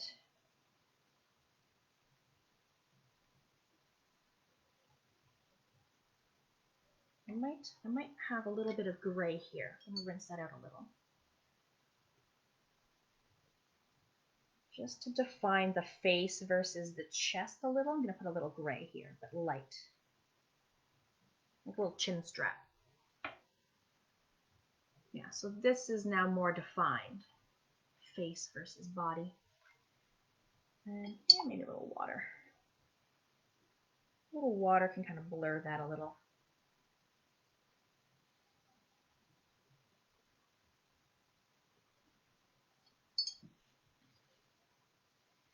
More black. Black. Let's go all the way along the back.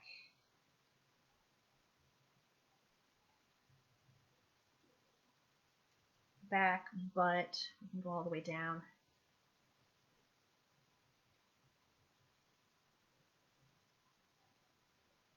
Might just go to right about there. Maybe the sun is shining a little bit on his bottom.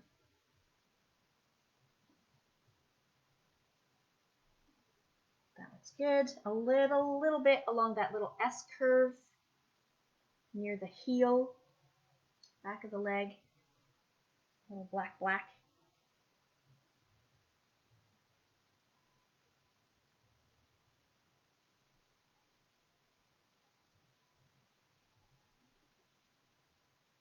Where else? Maybe a tiny bit here, like the knee.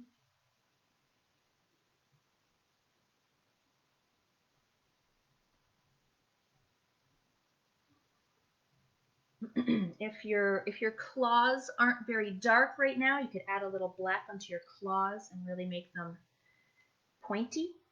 Mine are kind of blunted. so I can add some black to make them a little pointier.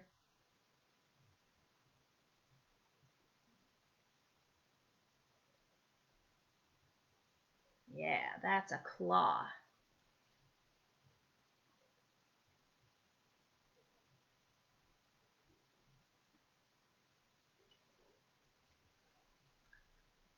Those are claws. And they're still kind of messy. I mean, they're not perfect. You didn't get a manicure. They're just claws. I'll do the back ones too. I want them a little pointier.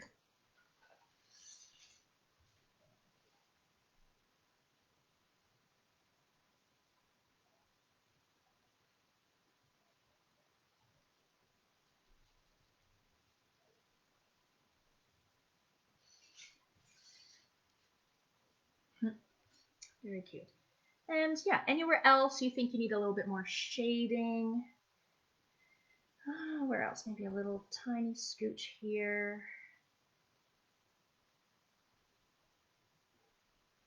Maybe this ear has a little more shading than this ear because it's like lower. Maybe it's a little bit away from the sun.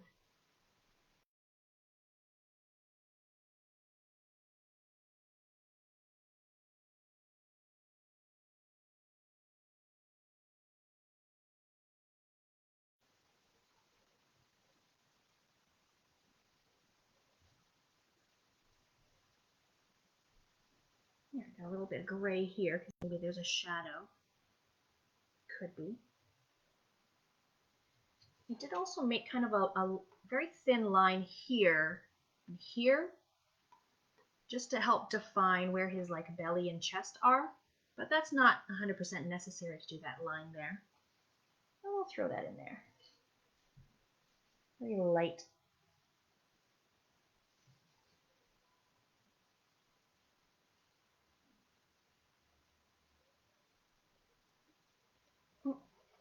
Oh, I like that. That's so cute.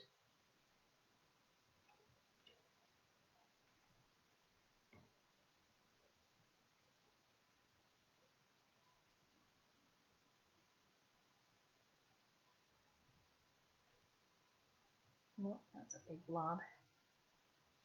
Soak it up.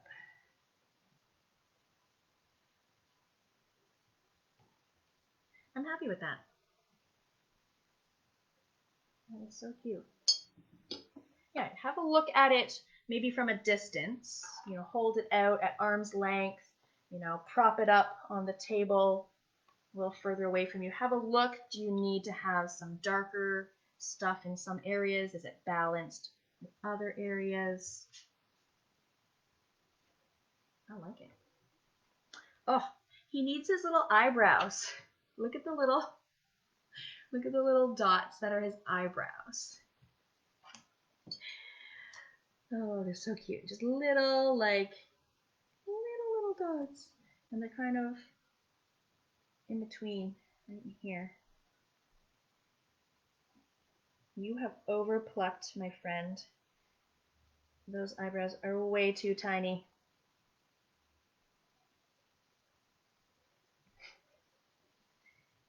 It's fine. Well, now he looks a little mad now. He looks less scared.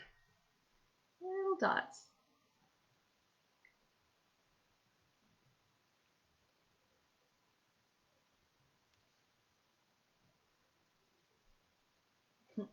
Very cute. All right, well, now we're just gonna have fun with leaves. Fun with leaves and then splashes.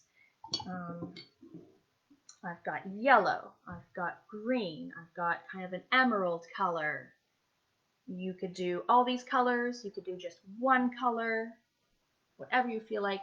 If some of your yellow bleeds into your green, some of your green bleeds into your yellow, everything's good. It's all good. Some patches of lighter, darker. Here's something that got muddled up over here. You can layer them on top, like I did this yellow on top of those greens.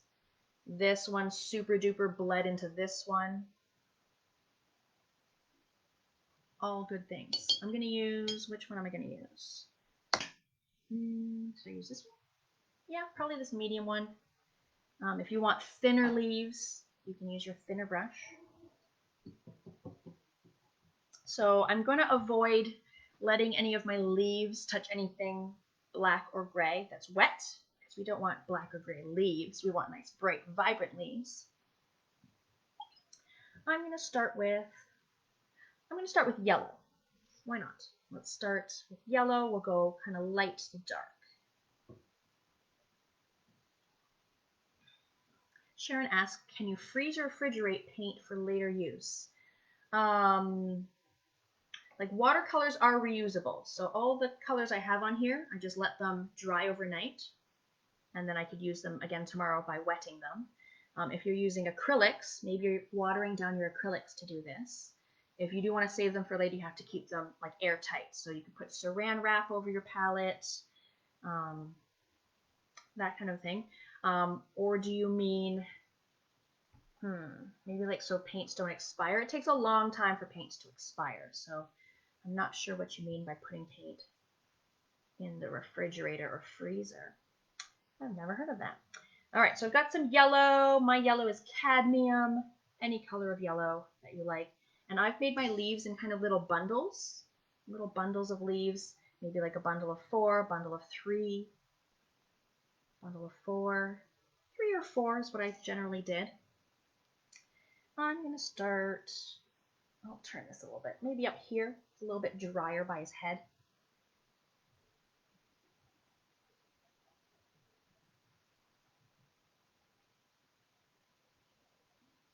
So eucalyptus leaves are kind of long, narrow leaves that are kind of pointed on both ends.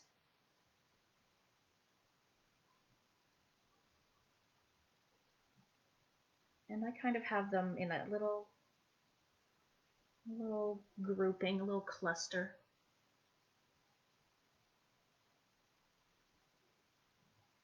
And you can use any transparency for these leaves. We're talking transparencies like this.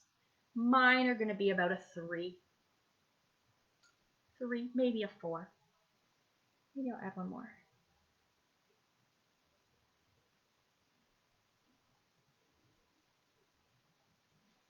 It looks funny just on its own, but when you get a bunch and you have some overlapping, it's going to look good.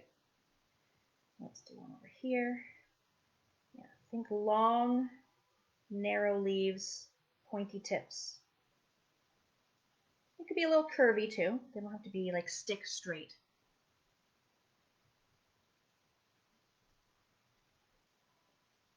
The more you do, the better.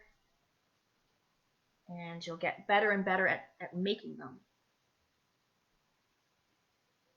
Yeah, just be careful of any black or gray that we don't get too much bleeding. And you could do these leaves like all the way to the edge of your page, even beyond, maybe half on, half off if you want to do that. You could stop them just short of the edge, like what I'm doing.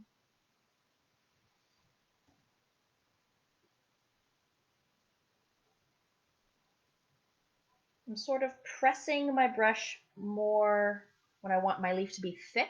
If I want it to be thick, I press hard. And then as I get towards the end where I want it to be thin, I'm letting up on my pressure.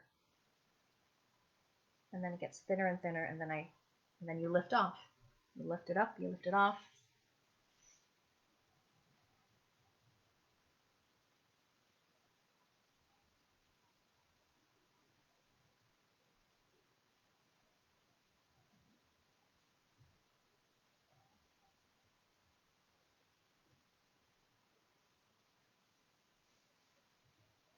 You can even have some above the branch.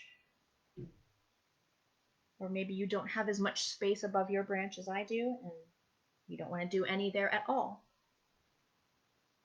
That's fine.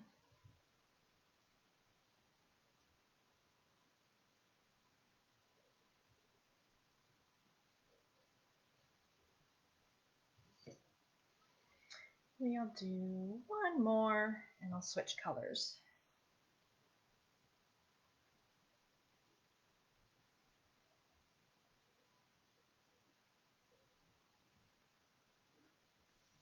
And you don't have to do eucalyptus style leaves. If you want to do wider leaves, you can.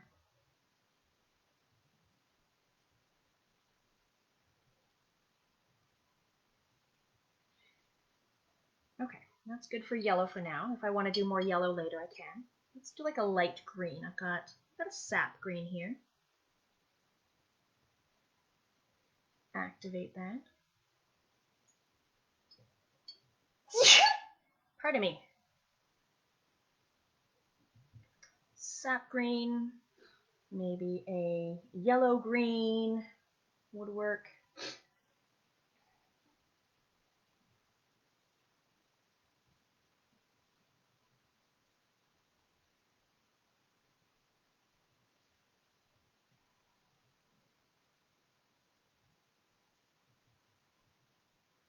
And don't be afraid to have some overlapping. So maybe some of this green overlaps with this yellow. It might bleed, it might not. Roll the dice, take a chance. I kind of like when two colors interact and they make cool shapes. Yeah, so these don't all have to be groups of 3, groups of 4, you can do groups of 2.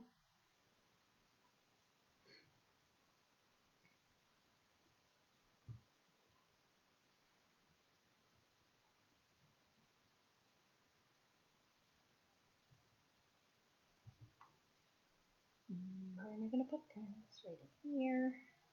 Yeah, these little tiny areas by his arms. Don't forget about that. Little tiny areas, put like 1 or 2.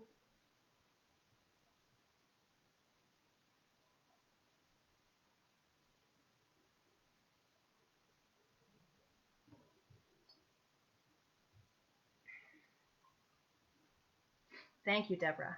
Deborah said, bless me. Let's have some here. Yeah, yellow and green. They can bleed together and still look good together. But if you had, say, a painting and you're doing orange next to, say, purple, and they bled together, that would make brown. That's not so pretty. But yellow and green, they look good together.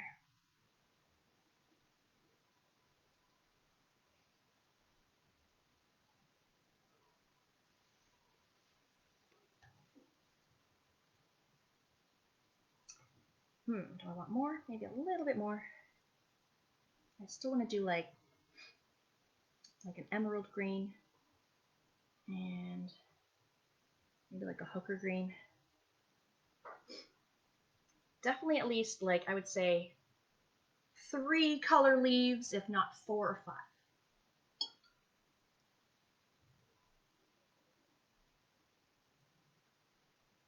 Okay, that's good on that color. I'm going to do, this is Viridian. It's very similar to emerald.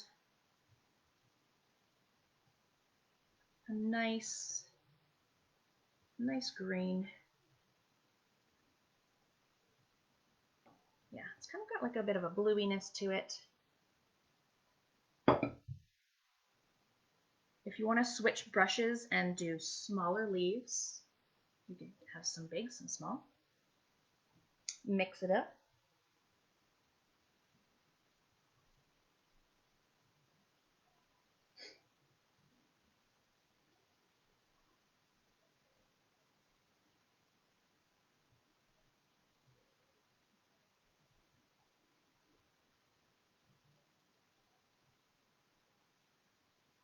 Yep, that's a big blob. And don't forget, we're going to do some splats. So if you have an accidental splat anywhere, that'll blend right in.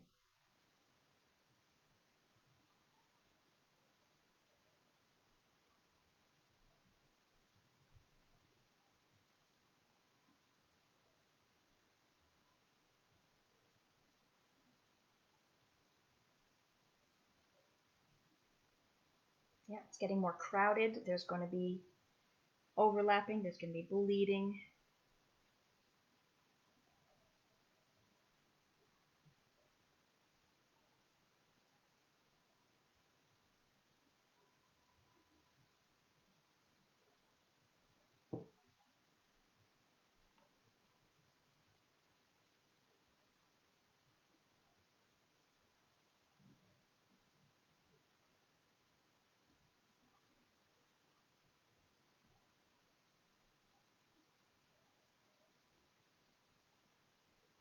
blue would look really nice in here too. I might do some blue, just to change it up.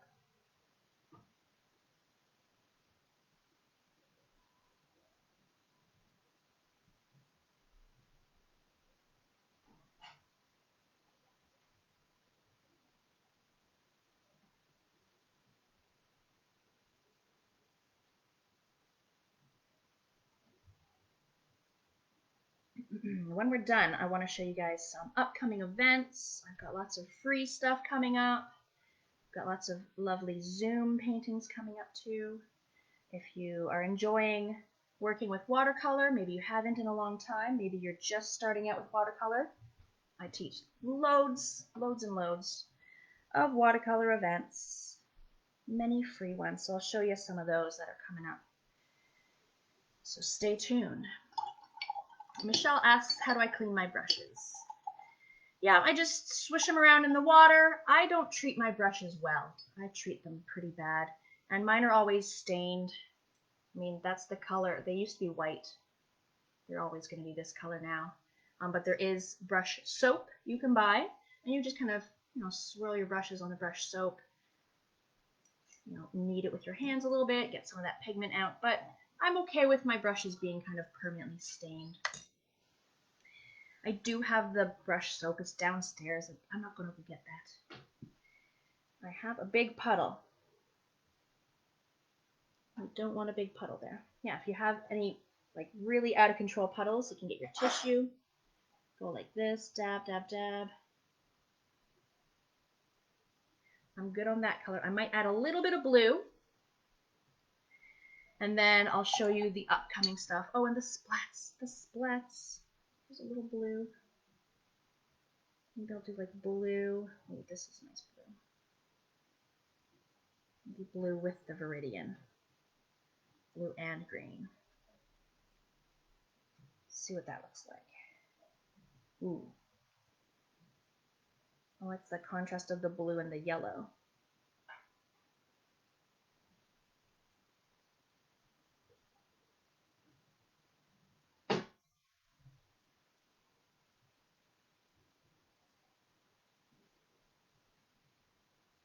Any colors. If you want to put some purple in here, do it.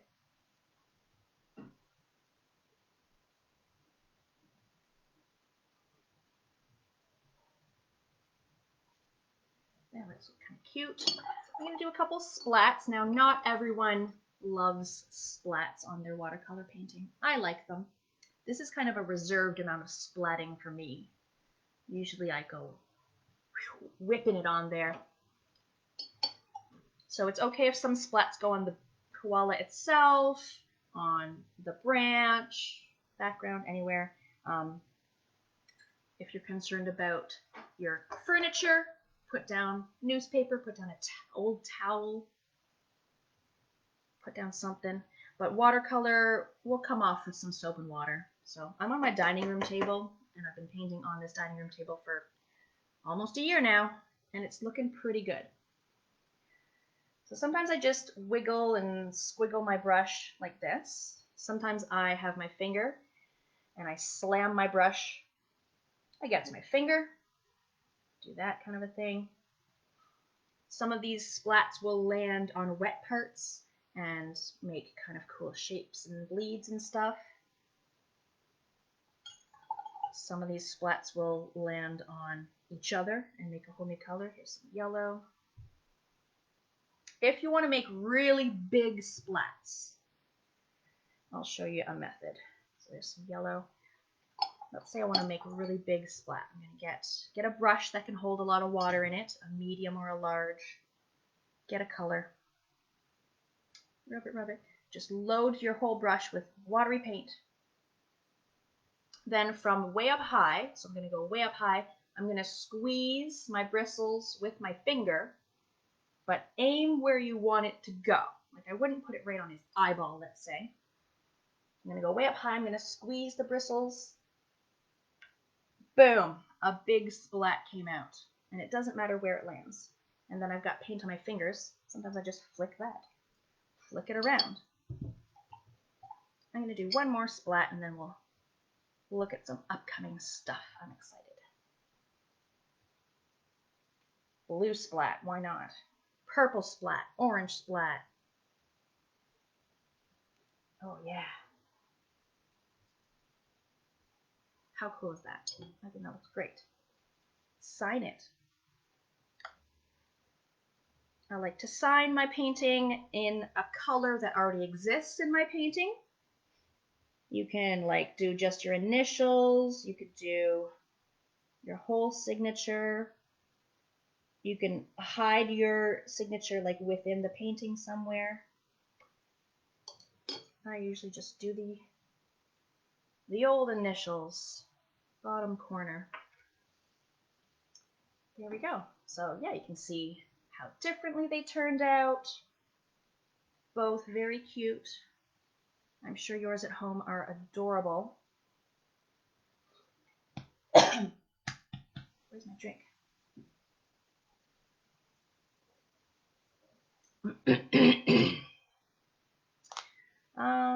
Michelle says, do I ever use watercolor pencils? Me, no. Can't say that I've ever really experimented with the watercolor pencils. Some people like to dip them in water and then go to the paper.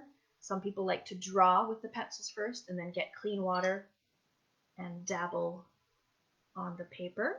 Different ways to do that, but I don't usually use those. Now, I want to tell you about our Watercolor Lovers Facebook group. So when you're done your painting, let it dry, take a photo.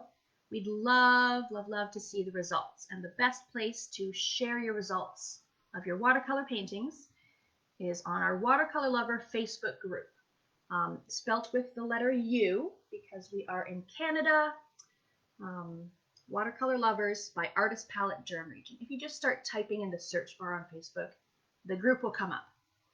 Every Wednesday, I upload a, pardon me, I upload a Watercolor Wednesday video. So it's a free demo of a like 10 or 20 minute video of a free painting. So I can show you some examples of videos that are already in this group, ready for you to try right now. So we did this one in the winter time, birch trees with salt to get that frosty effect. So that video is in the Watercolor Lover Facebook group, ready for you to try for free. Last week before that, last week or the week before, we did floral bookmarks. So I taught everyone how to do these floral bookmarks in like a 20-minute video. And you do them on your own time whenever you feel like doing them, and people upload photos of the results. So there's some bookmarks, so that's in the group right now for you to try out. I'll give you, let's do 2 more examples. So here is, now this is something different. This is brush pens. You might have seen watercolor brush pens at the store. This is an example of using them. So it does turn out very similar to watercolors. You can see me demo this in that group. And here's a sneak peek of what I'm going to upload tomorrow. Yes, tomorrow is Wednesday. I'm not crazy. This is a sneak peek. So this is tomorrow's demo. It's like a 20-25 minute video on how to do negative painting in watercolor. So I did, clovers for St. Patrick's Day and some ginkgos. So that's tomorrow's video. There's your sneak peek at that. Let me show you some upcoming free events like we did right here on Facebook Live. Let me show you what's coming up next. I think it's this one. This one I think is next. Easter eggs. So we're doing this one the day before Easter, the 3rd. It's a Saturday. We use lots of different techniques to get these different textures. So, for example, this one has a bit of a texture. I used rice. Rice, can you believe it? First I painted it orange, a little bit of red, and then in the wet paint I sprinkled grains of rice. And then I let it dry, and then I flaked off the rice, and it gave me kind of like a speckly thing. I'm sure different rice will give me different results. I was kind of hoping for more defined, but these lighter patches I made with nail polish remover. It's really interesting to experiment with nail polish remover in your wet paint. So you paint the paint, dip a Q-tip, dip it, and then it kind of resists it. It kind of runs away. It's kind of interesting to see. This one is with cling wrap, saran wrap. So we're going to do this for free right here. You know, find the event, click going, and then you'll get reminders when we go live. So this one's good for kids. Good for kids. Let me show you some other free stuff that we've done in the past that's already uploaded for you to do right now. So this one, Love is Love is Love. We did this in February on Valentine's Day. So this video is available right now. You can watch this on our Facebook page and on YouTube. A lot of the stuff is on both Facebook and YouTube. This one's so cute for kids. Totoro's Friends. If you've seen the movie My Neighbor Totoro.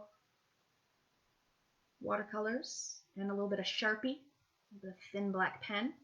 This video is already ready for you to watch on our Facebook page if you're enjoying the watercolor. I'll show you a couple of paid events coming up. This one is a paid event on Zoom coming up March 27th in the afternoon, 1 p.m. March 27th is Saturday. Flowers for my honey bunny. So we use watercolor, we use white acrylic paint, and then I even used a bit of a white gel pen to get a little bit of that bunny texture. So if you'd like to come to this event, you have to buy a ticket on our website, artistpaletteDurham.com. Join me for that. We love putting on free events for you, of course, but we, need to make a living too. So if you want to tip me today, that would be awesome. I do love the tips. If you don't feel like tipping me today, but you feel like attending one of my future paid events, I would love that too. That supports me as well. Here's a few paid events of acrylics. I do also do acrylics, so this is coming up this Saturday. Whale tail acrylics. Lots of nice pinks and purples. Nice drippy tail effect there. You can purchase a ticket on our website if you want to attend that one. A couple more paid acrylic events. Umbrella and roses. You could change the color of the roses. You could change the color of the umbrella. Acrylic. And that one's coming up in April 10th.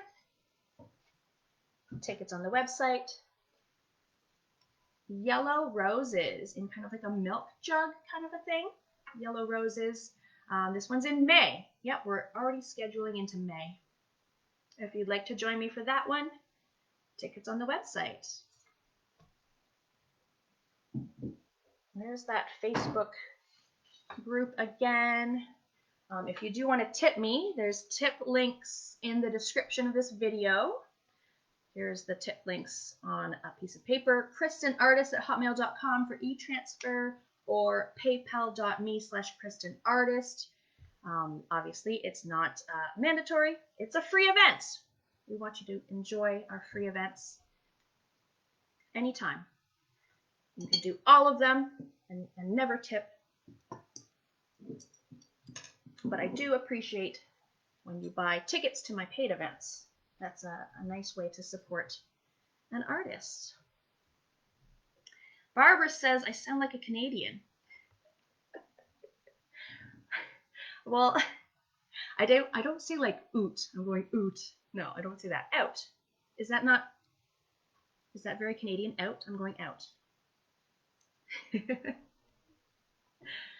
Nikki, yeah, Watercolor Lovers by Artist Palette Durham Region. It's a great small little group. There's many watercolor communities on Facebook. 50,000 people, so many thousands of people in these groups, but ours is a nice, 2,000 people in the group. Nice, small, intimate group. We're very supportive of each other in the group. I would love to see your koalas in the group later today or tomorrow. Yeah, loads of free videos in that group. I even go over like how to do the different transparencies. Where'd my, oh. Yeah, one of the first exercises is doing transparencies and precision, fine lines. We do those kind of basic exercises. Color mixing, basic videos, your fundamental skills. Oh, everyone, you're so welcome. I'm reading all these comments here. You're welcome for the wonderful evening, Paula.